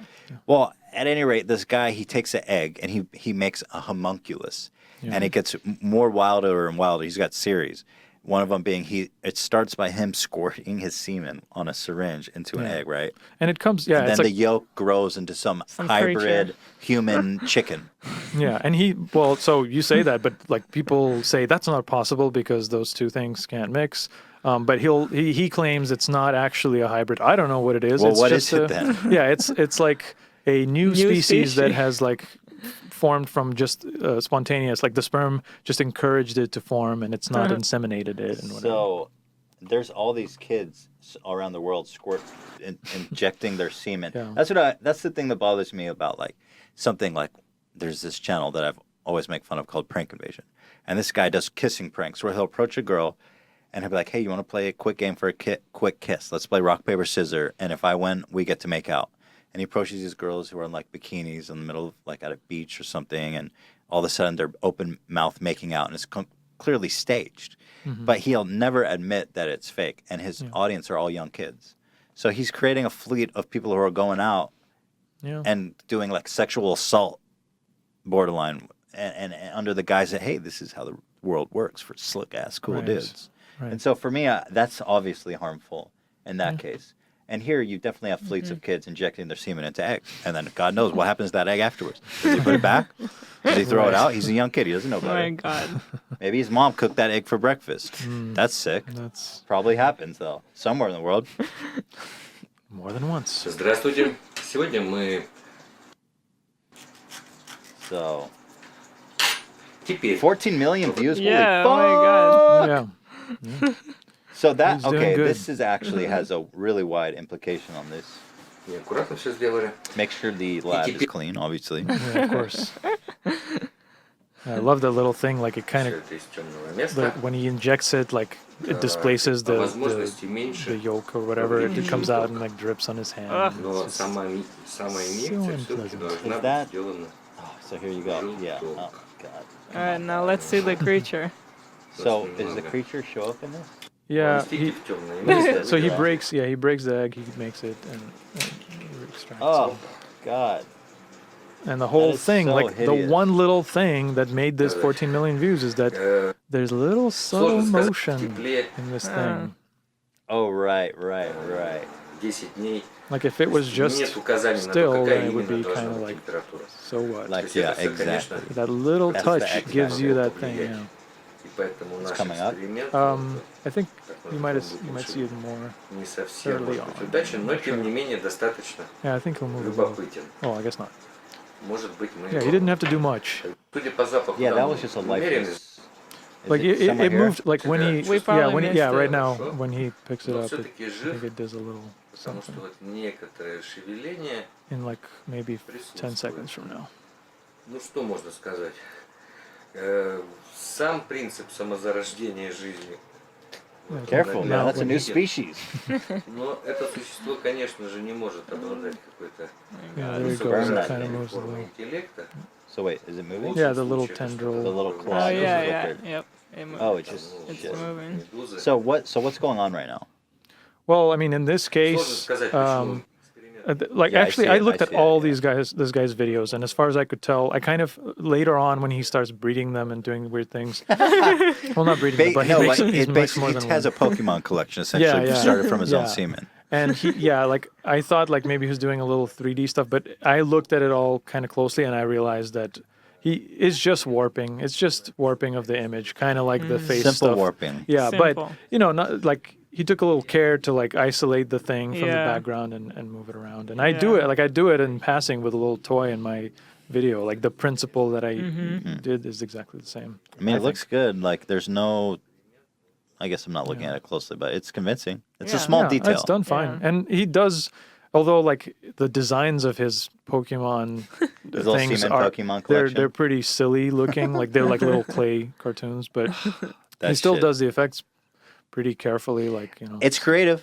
yeah, and it's like It's creative. It's almost like this very deep satire. Maybe he's like, Yeah. this is so dumb. Like, if you believe this, It's an You're an interesting. idiot, you deserve it. and I don't. Yeah. But maybe not. I don't know. I can't tell. He's very. It's interesting shit, man. argumentative. It's Yeah. weird and wild stuff. Yeah. I didn't know this shit existed. Yeah, Until I I'm saw it in actually your video. surprised. Is this like a Russian? Is it a Russian phenomenon? That guy's Russian. Russian YouTube have there's like tons of views there. Yeah, I don't frequent it, but there's a whole. It's its own world, I guess. It really is. What is the best fake you've ever come across during your career as Captain Disillusion? Well, I'll come. That's hard to answer, but I think someone also asked like a similar inverse thing, which is like, what's a thing I was sure was fake? Yes. But I kind of like, because fakes, I don't know, like it's hard to, nothing stands out because it's all part of the same, process. And it's like someone does it a little better, someone's a little more inventive with it, but it's this, in my brain, it's like a sea of sameness. But yeah, like sometimes I suffer from the same over skepticism on things, and people will send me a video and I'm like, this looks so on its face fake that I just assume it's fake and I start figuring it out and I decide to make a video of it. So that the one, I don't know, from a year or so ago, someone passed around this thing at like a water park where this guy comes down this water slide and, you usually come down a water slide and just fall into the pool. But he just continues to slide on the surface of the water all the way to the edge of the pool and just kind of gets up using the inertia. That looks so ridiculous that I was like, okay, I don't even have to check. I'm starting from the premise that this is fake. Now, how did they do it? It's weird because like as he transitions from the water and stands up. Can you send me that video, Ian? Yeah, there's a person walking like across in front of camera, so it's like hiding the transition. So I'm like, obviously, that's what's going on. All your radars were tingling. Yeah, it's like tailor-made, and it's kind of shot from like one perspective point, and even though the camera is shaking, it's kind of just sitting in one place. It's not really motion. But I started looking at it, and I'm like, okay, I'll try this. I'll look at this. I'll stabilize it. I'll look at it, at different speeds, whatever the standard things I start with. And I'm like, you know what? This is, I don't know, this is starting to look like there's nothing to grab onto at all. It should be simpler than this kind of effect. And then somebody posted, and I researched, what is this place? It's like a Jamaican like resort or something. And then somebody posted somebody else doing it from a slightly different angle, and then it's someone like, else had performed the same trick. Yeah, I don't know if I think it was a different person, but it was definitely a different angle on the thing at the same park. So is there a possibility? First of all, hold on, I'm pulling up this tweet has 14 million flipping views. For Christ's sake, slide in literally into the DMs like that's the original post. No wonder it's been seen so many times. Okay, so let's see here. Yeah. Ooh, it looks It looks like a viral video. Like it does. Like there's a Dorito one of at those, the end or some shit. or like the ads with the the deodorant.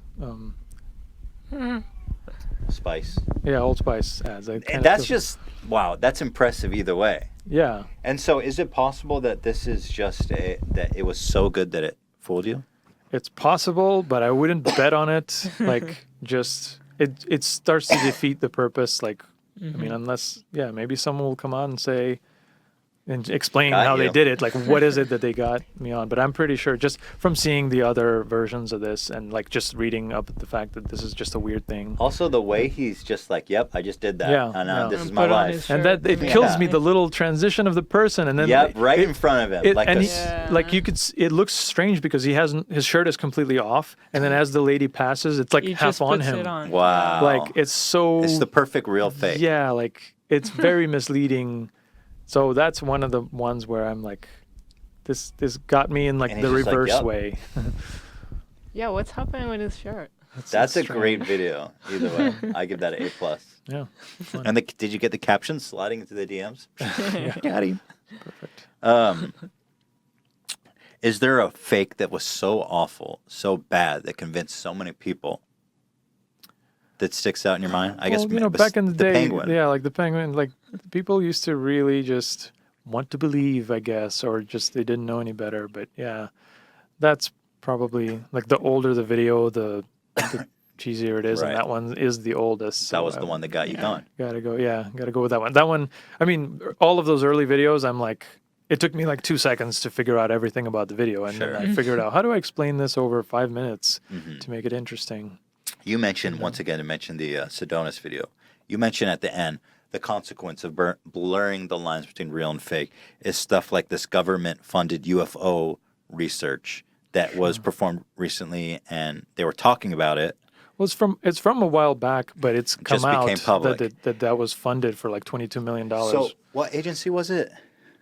I think it was the Air Force. Some government agency funded an actual investigation at UFO based on some evidence that or some video that they had taken. It was just a pet project of I forget the name of the person, but it was like this politician who just thought he's a believer, he's into UFOs, and he wanted to use a whole department of an agency to I guess just figure it out for him or whatever. But it's clear from the way he talks about it. That article that initially like kind of brought attention to this, they're pretty thorough in how they, they're pretty fair to the whole story, and they explain like the guy was into this, like that's all there why is this to it, happened. yeah. Yeah, like a lot of people point to the fact that the very existence of it is evidence that something's out there.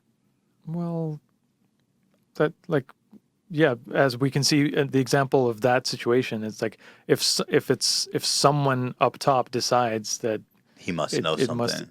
Well, no, but if it's just a decision by them, then we can see how it's one guy that ultimately got the ball rolling. But now it looks like an agency had a department, but it was really just like this weird thing somebody thought up, and they had the power to do it. So to me, it says the opposite. It's like it's easy to look at something established and say it's like, I'm not, there are a lot of like skeptical bloggers and podcasters that know this like general cultural stuff, like myths about Bigfoot and UFOs, and they do a good job explaining this stuff. But you can trace things like the fact that there were literally no UFOs before like 1950 or whatever, that became like somebody faked a thing once, like someone used like a hubcap or whatever on a string, and then it just, or someone wrote some novel where this was described as a saucer, and it's like it all stems from that point. Yeah. And now in retrospect it looks to us like, oh, it's always been a thing. So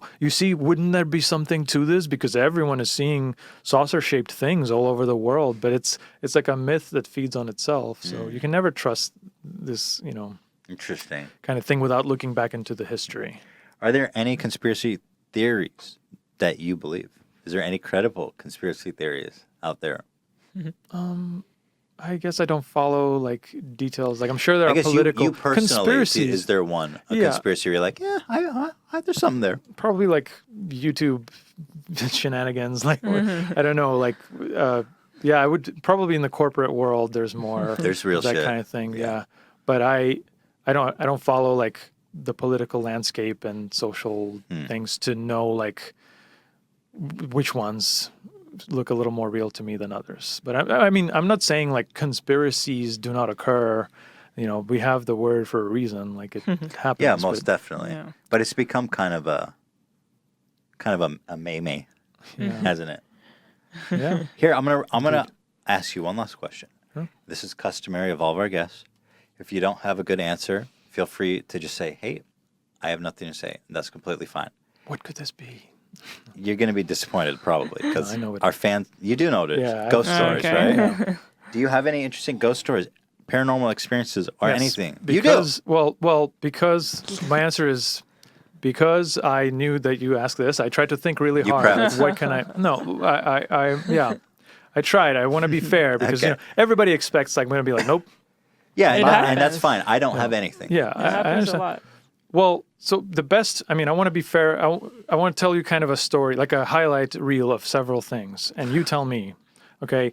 When I was a kid, I was a little kid, like second grade.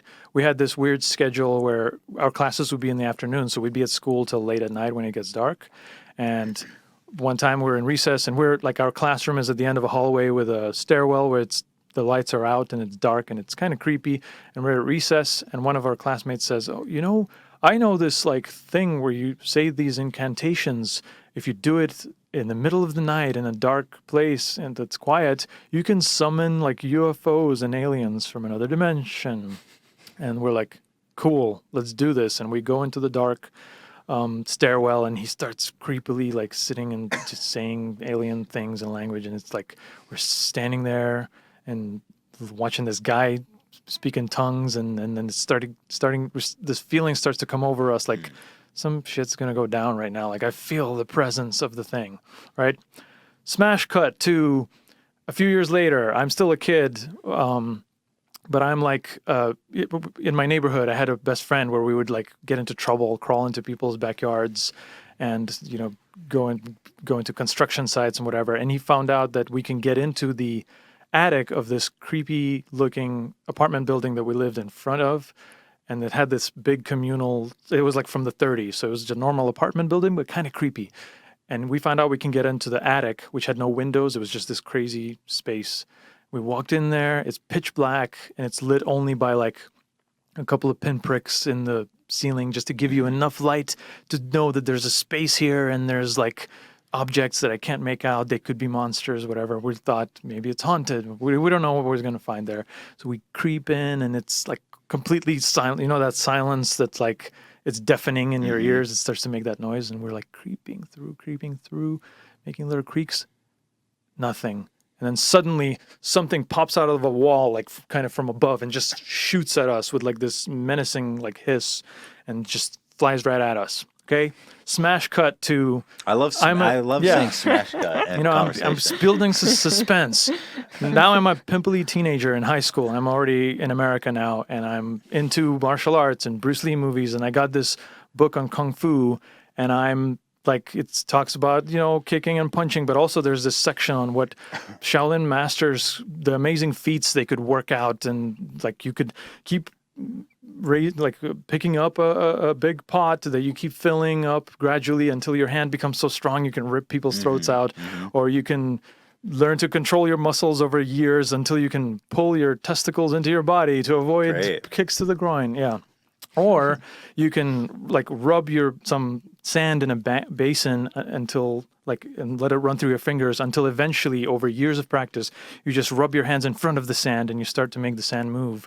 And yada, yada, yada, you have telekinetic powers to attack people at a distance. And I'm like, that's the one. I'll take that one. I'll practice for years now. I'll do this. I'll get some sand from the beach. And I was on my way in practicing this. So what do you think the climax of each of these stories is? Can you guess? I don't know. I'm waiting for the smash cut. Well, smash and cut back. So the smash cut to the classmate in the stairwell.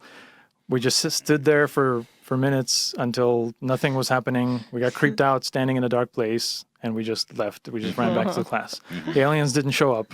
All right. The thing with the friend in the attic, the entity flew at us, stopped, like hovered, fell down, and waddled away. It was a pigeon. Like we scared the pigeon. All right. Nice. Smash cut. We finally have ours. We should have been doing the smash cuts the whole time. The smash cut. Yeah.